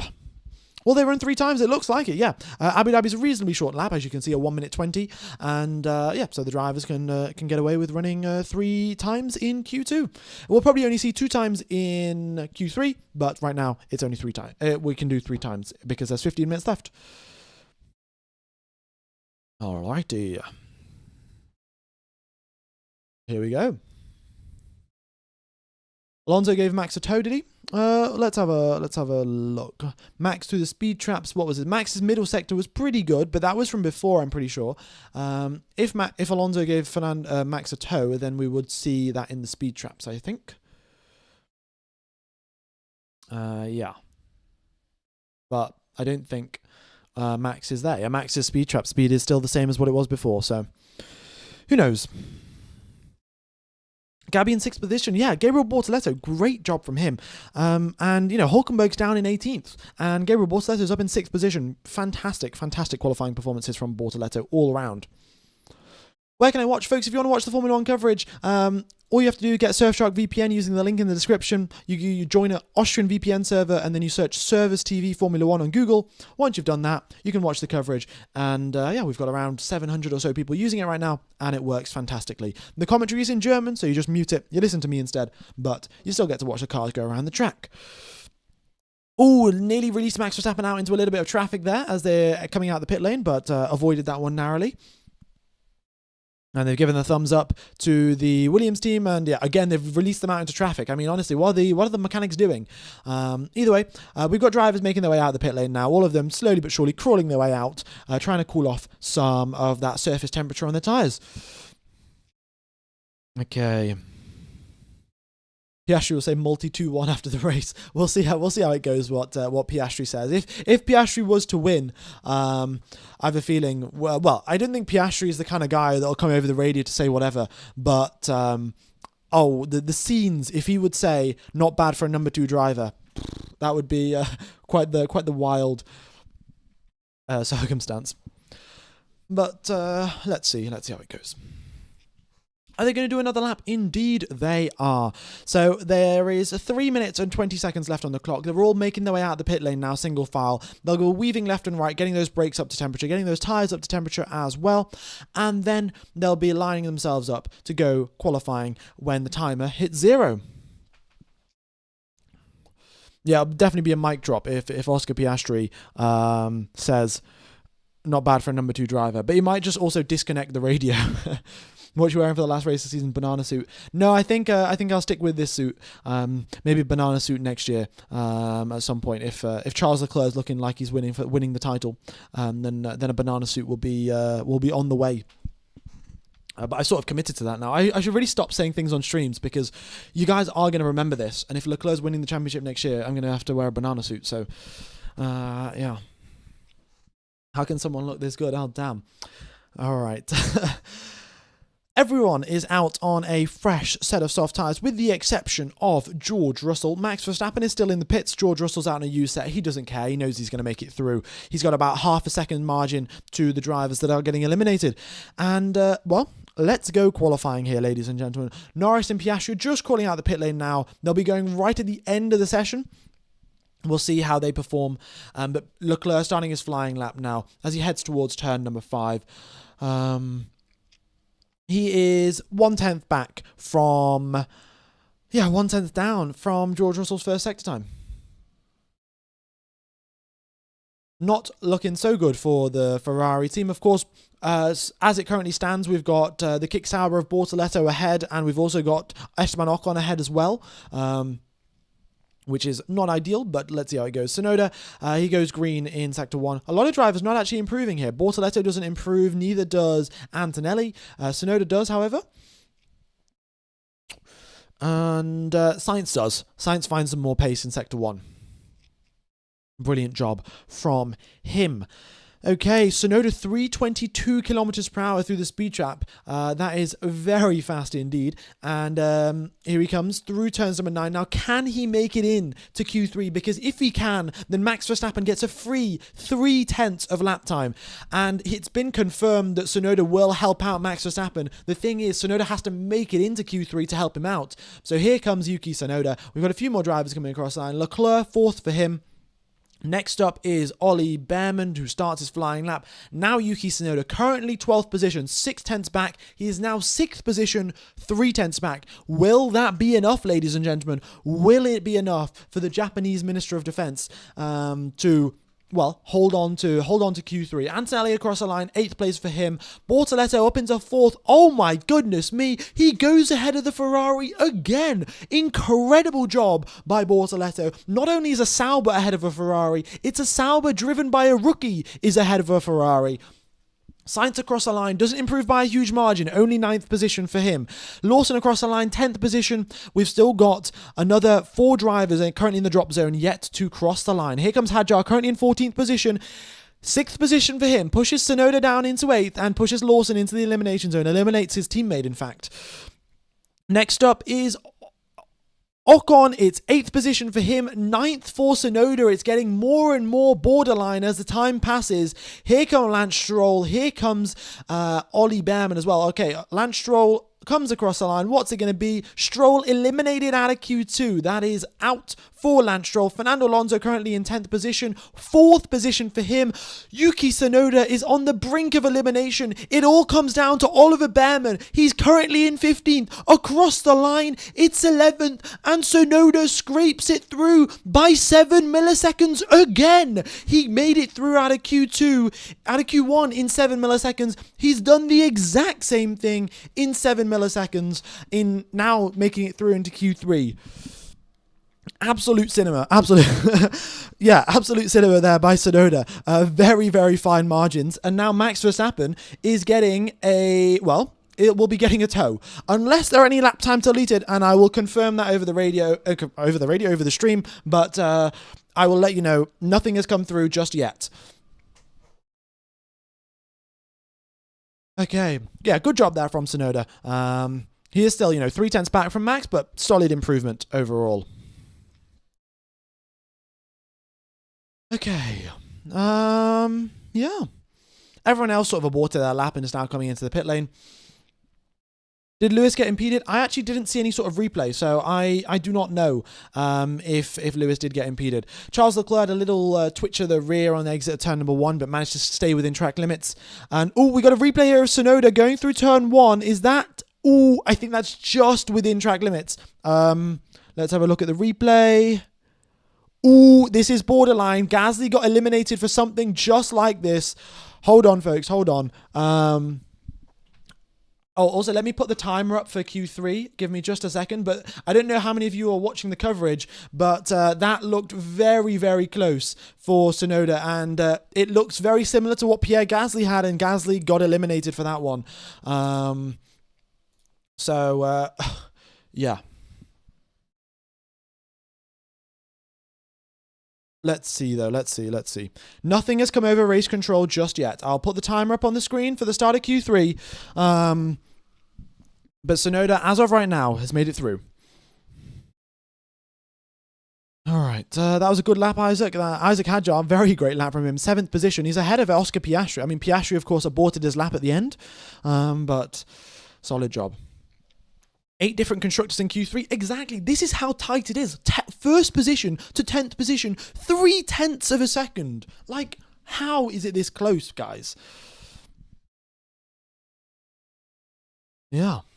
All right. So we have got Behrman out, Sainz out, Lawson, Antonelli and Stroll. Not that big of a surprise. Fernando Alonso out-qualifies. That confirms it, folks. Fernando Alonso has out-qualified Lance Stroll every single race of the season.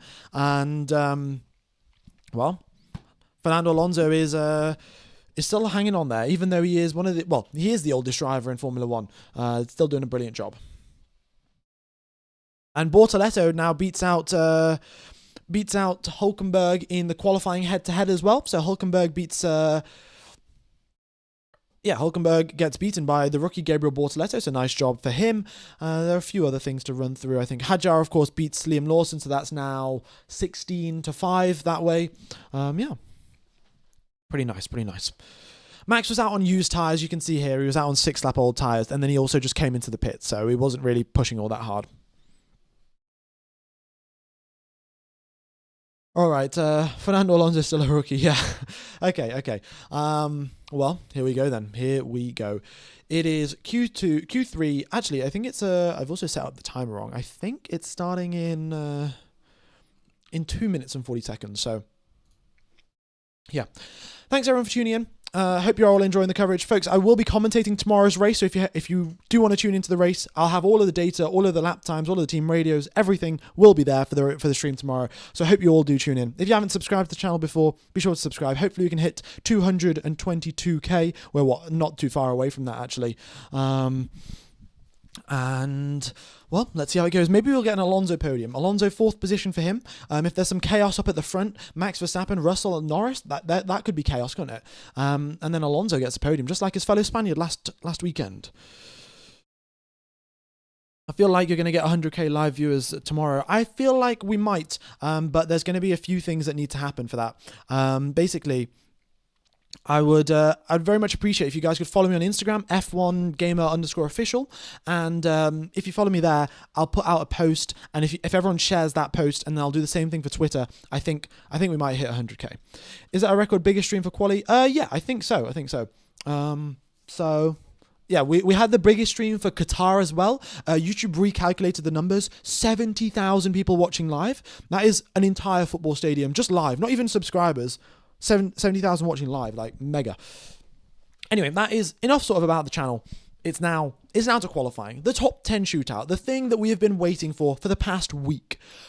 Who is going to get pole position here in Abu Dhabi? Oscar Piastri set a monstrous lap in Q1. Will he be able to replicate that success?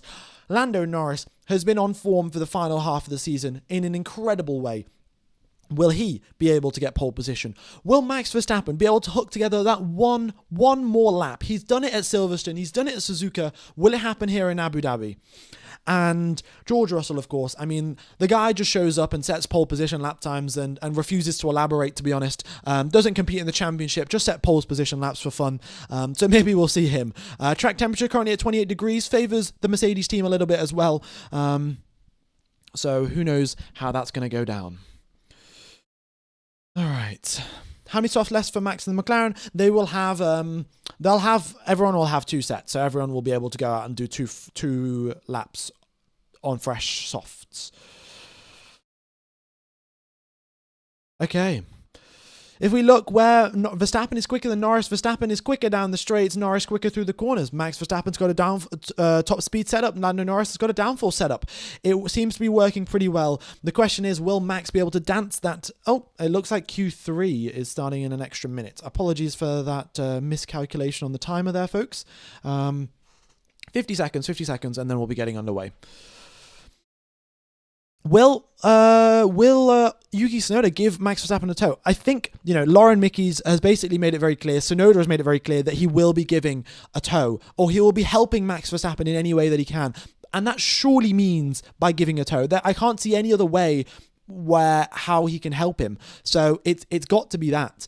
And unless it means block Lando Norris, which, could be questionable strategy choices, to say the least. But 15 seconds now till we get underway for Q3. Is Oscar being set up for a fall? No, Oscar's been on a brilliant run, and I think that he'll be able to put it together. In fact, let's have a momentary look here at the theoretical best lap times. And if we do look at the theoretical best lap times, who comes out on top? Oscar Piastri. He is the driver, in theory, who has got the quickest lap around here. But of course, in theory and in practice are very, very different things. And then we've got, I think, second fastest being Max Verstappen, and then it's Norris, actually. So it's that order. It's Piastri, then Verstappen, then Norris in terms of theoretical bests. But, well, we'll see what happens in terms of practicality. Let's move this over here. All right. Are we going to beat last year's pole time as well? Last year's pole time a 1:24.1226. So maybe we'll be beating that as well. Red Bull toe build-up, maybe. I mean, Tsunoda's out quite significantly ahead of Verstappen, but that might just be on purpose. We'll see. Plan C for chaos. Yeah, plan C for combat. All right. Well, here we go then. This is it, ladies and gentlemen, boys and girls. Welcome along to the coverage here in Abu Dhabi. The final stages of Q3, the top 10 shootout. It goes down to the top 4 drivers, Max Verstappen, Lando Norris, Oscar Piastri and George Russell. All 4 of these drivers will be doing their absolute utmost best to try and get pole position. George Russell does not have the help of Kimi Antonelli to give him a tow, neither does Piastri or Norris. Tsunoda, I have a feeling, will be giving Max Verstappen a helping hand, but let's see how it goes. Tsunoda, first driver to come out of the final corner, he's going to start a flying lap, and Max Verstappen will be doing the same behind him. Here comes Yuki Tsunoda, folks. Here we go. Makes his way through turns number 1, very, very smooth on the power for him, but we don't really want to be looking at what Tsunoda's doing. We want to look at what Max Verstappen's doing. The quickest that we have seen in Sector 1 is a 1:16.9. Let's see what Max Verstappen can do. Tsunoda is nearly 6/10 down in Sector 1, so a lot more improvement left. For him, he's obviously out on a used set of tyres. Max Verstappen is out on a fresh set. Max Verstappen is getting a tow from Yuki Tsunoda. Tsunoda's going slowly by the looks of it, I think. Or maybe he's getting a tow on the next one. I'm not sure, but I think Tsunoda backed out of his lap. Either way, here we go then. Max Verstappen, 16.8 in Sector 1. Fastest out of anyone so far is Max Verstappen. And here he comes then through turns number 7, and Tsunoda's slowing down, and there we go. That's the tow that we were talking about. Out the way gets Tsunoda, and in towards turn number 9 goes Max Verstappen with a purple Sector 2, thanks to his teammate. Now the final sector is all that remains. That's Red Bull is sparking away, but Max Verstappen is dancing on the limit of grip. It is an absolute perfection lap so far, and look at all of these purple mini sectors. Here comes Max Verstappen out of the final corner. Will it be a triple purple for him across the line? And it is a 1:22.3 that beats last year's pole time. He's purple Sector 1, purple Sector 2. However, Oscar Piastri's monstrous Sector 3 from Q1 was still the quicker for the final sector. Max Verstappen is starting to believe, ladies and gentlemen, but here come the McLarens. What can Lando Norris do? What can Oscar Piastri do? Norris 2/10 down in Sector 1. Piastri is also 1/10 down in Sector 1. However, here comes Lando Norris out of the final corner. What's it going to be for the British driver? The final sector is good, but half a second back compared to Max Verstappen. It's a used set of tyres. Calm down, folks. Calm down. It's a used set of tyres for Lando Norris, and Piastri's also out on a used set. That will change things. That will change things indeed. Fernando Alonso across the line. That's 4th position for him. Charles Leclerc puts him up into 3rd and Fernando down to 5th. Good lap there by Charles, and he's not too far back from the McLarens, but Leclerc, of course, fresh set of tyres for his car. Piastri across the line, 2nd position. He goes a 10th up on Lando Norris. And yeah, they were both out on used tyres, but the gap is 0.3 of a second. And where did that 0.3 come from? It came from Yuki Tsunoda. Yuki Tsunoda is doing God's work if you're a Max Verstappen fan. George Russell coming out the final corner. What can Mr. Saturday do across the line for him on a fresh set of tyres? Only 5th position, half a second back. Where did it go wrong for George Russell? It was Sector 2 and Sector 3. 2/10 down Sector 2, 3/10 down Sector 3, and the time just went leaking away. So that has been the first runs, ladies and gentlemen, of Q3. This is it. 6 minutes and 50 seconds remain. The drivers will be coming back into the pit lane. They'll be looking at the telemetry. They'll be putting on a fresh set of soft tyres. And, well, they'll be setting their final laps. Will it be a pole lap? Only time will tell. George Russell about to crash at the Nicholas Latifi corner. We'll see. We'll see what he can do there. All right. Well, this is it, folks. This is it. Is Yuki even going to set a lap then? Or are they going to send Yuki out first? Because Verstappen will probably want a tow on his 2nd lap as well. So surely you send Yuki out first with an extra lap worth of fuel, and then make him give him a tow. Essentially make him give Verstappen a tow. I think that's how it would work. So they'd have to send out Verstappen first. Oh no, they'd have to send out Tsunoda first, and then Verstappen would come out later, or the other way around, and Tsunoda gives Verstappen a tow on his outlap. Either way, No lap times deleted. In Q3, no lap times have been deleted. 5 minutes and 50 seconds remain. And this is it, ladies and gentlemen. Piastri and Norris, they've had their entire careers building up to this point. Oscar Piastri left Australia at the age of 16. He moved over to Europe to pursue single-seater racing. And since the age of 16 till right now, he has been going after that dream. And, well, today, it may be mere moments away. All right. Yeah. This is it. 5 minutes, 20 seconds. Who do you think is going to be getting pole position, ladies and gentlemen? Put it in the chat below. We've nearly got 40,000 people listening to the stream. Thanks, everyone, for tuning in. I will be streaming for the race tomorrow. Be sure to tune into the start of the race stream. It is going to be absolutely incredible. Yeah, let's see if we can hit 7,500 likes. I think that's possible. We got a lot of people saying Max here, but I think Piastri, with that final sector that he said in Q1, there's a glimpse of potential for the Australian driver, and we'll see what he can do. Lando Norris, of course, don't count him out because, well, his form has been pretty incredible, but here in quali in Abu Dhabi hasn't been all that outstanding. Okay. They've said, so they were telling Tsunoda, you gave him a really good toe, watch out for him in your mirrors. So, there we go. I still have a feeling that they could have given Max a way stronger and a way better toe. Like, it was a little toe, but, like, he was still way ahead. I have a feeling that, surely Tsunoda should just be waiting pretty much at the exit of one of these corners, foot flat to the floor, and just toes Max Verstappen along in a huge way. Thanks, Reset, for the donation. Max Verstappen. Let's see. 0.3 is the gap between Piastri and Verstappen. Of course, used tyres for Piastri and Norris. They're now going to be coming out on a fresh set of Pirelli C5 rubber.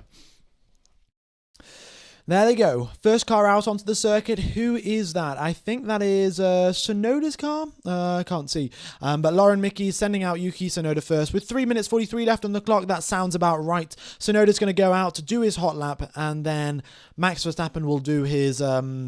Tsunoda's out. Tsunoda's going to do his hot lap, and then on his in-lap, he will give Verstappen a toe. That is the plan. Verstappen have done this, Red Bull have done this before. Hannah Schmidt will be doing the strategy, and Hannah Schmidt is pretty good at strategy, let's put it that way. All right. Okay. Wind speed down to 2 kilometers per hour, not an issue for any of the drivers. Track temperature 28 degrees Celsius. Quickest through the speed traps, Yuki Tsunoda. I have a feeling that that's going to get changed to Max Verstappen pretty soon.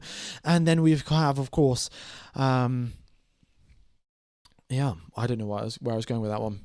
Big brain Hannah Smith. Yeah, Hannah Smith, the strategy queen. Didn't fumble like McLaren fumbled back in Qatar. Update the lap record. I mean, this isn't the lap record. This is just last year's pole time. But Max Verstappen, quickest so far. Okay, and Well, here come the McLarens then. Piastri out first, then it's Norris. So Tsunoda's going to be first, then Ocon, Bortoleto, Alonso, Hadjar, Leclerc, then Piastri, then Norris, then Max Verstappen, and then George Russell behind him. Okay, this is it, ladies and gentlemen. This is it. 40,000 live viewers. Thank you all for tuning in. I will be streaming for tomorrow's race. It's already up on the channel page if you're interested. In fact, I'm just going to drop a link to the race stream right now because I'm pretty sure it'll be handy. Yeah.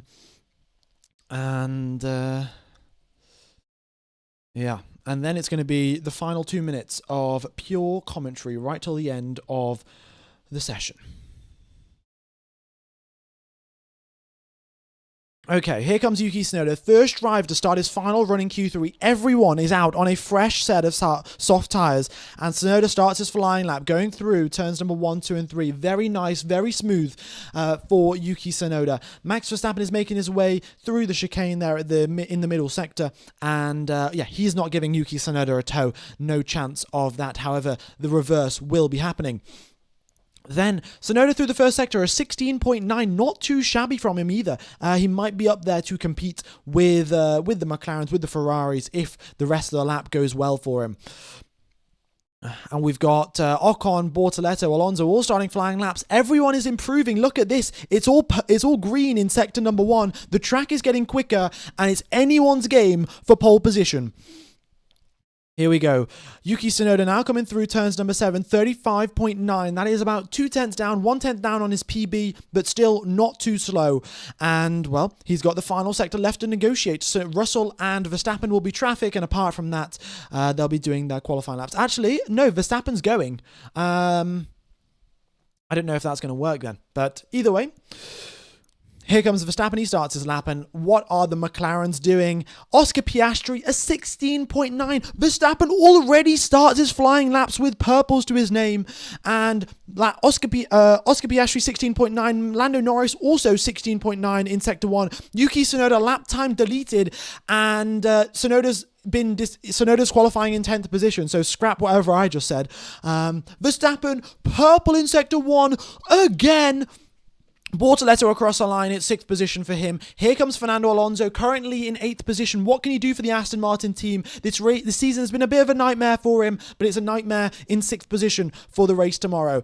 Isaac Hadjar currently in 9th position. Across the line he comes. What's it going to be for the French driver? Across the line, and he stays in 9th. Charles Leclerc is in 4th position. What are the McLarens doing? Max Verstappen goes purple again. Oh my goodness me. Charles Leclerc is 3rd position. He goes ahead of Lando Norris. Here comes Oscar Piastri across the line. The final sector was monstrous, but not monstrous enough. He's a 10th and a half back. Lando Norris, can he beat his teammate? Can he beat Verstappen? Yes, he can beat his teammate, but he cannot beat Verstappen. There is a gap of 31 milliseconds between the two McLarens, but Max Verstappen, what a lap, and he goes 2/10 clear. That is the end of qualifying, unless Russell's about to steal pole position. He doesn't. It's 4th position. Max Verstappen, and that is P1 for Max, 2/10 clear of both McLarens, and well, Norris starting on the inside line, Piastri on the outside. Tomorrow's race is going to be absolutely incredible. Verstappen will be backing up Lando Norris from lap 1. He's going to cause the biggest DRS train we have ever seen. He's going to give off DRS its perfect send-off. He's going to back Norris up. Hope Piastri overtakes him. Hope Russell does or Leclerc does. That is 2 pole position laps. Even if he didn't improve on his previous lap, his first lap would have been good enough. Oh my goodness me. Thank you all for tuning in. It has been a pleasure commentating to you guys. I'm going to end the stream. It's going to take you over to the race stream tomorrow. I will be live, and, well, this race is going to be simply lovely. Yeah, I don't know what else to say. It's been turn 1's going to be mega. Lap 1 could be huge in terms of deciding what goes on. You know, like one of the driver gets spun out. Like if Norris gets spun out at turn 1, like Seb Vettel did in 2012, has to make a mega recovery drive. That would be, you know, wild scenes, to be honest with you guys. But yeah, tomorrow's race is most certainly going into the history books, so you don't want to miss it. And yeah, I think that's all from me. So I'm going to end the coverage. It's going to take you over to the race stream. If you could hit the like button on the race stream before it starts, the algorithm loves it so much. I cannot sort of explain to you guys how much it loves it. So it would really be appreciated. I'm going to try and hit 100k live viewers for the race tomorrow, and you know, I'm only going to do it with your guys' help. So be sure to hit the like button for tomorrow's race stream.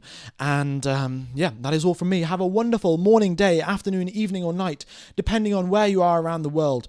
Follow F1Gamer_official on Instagram.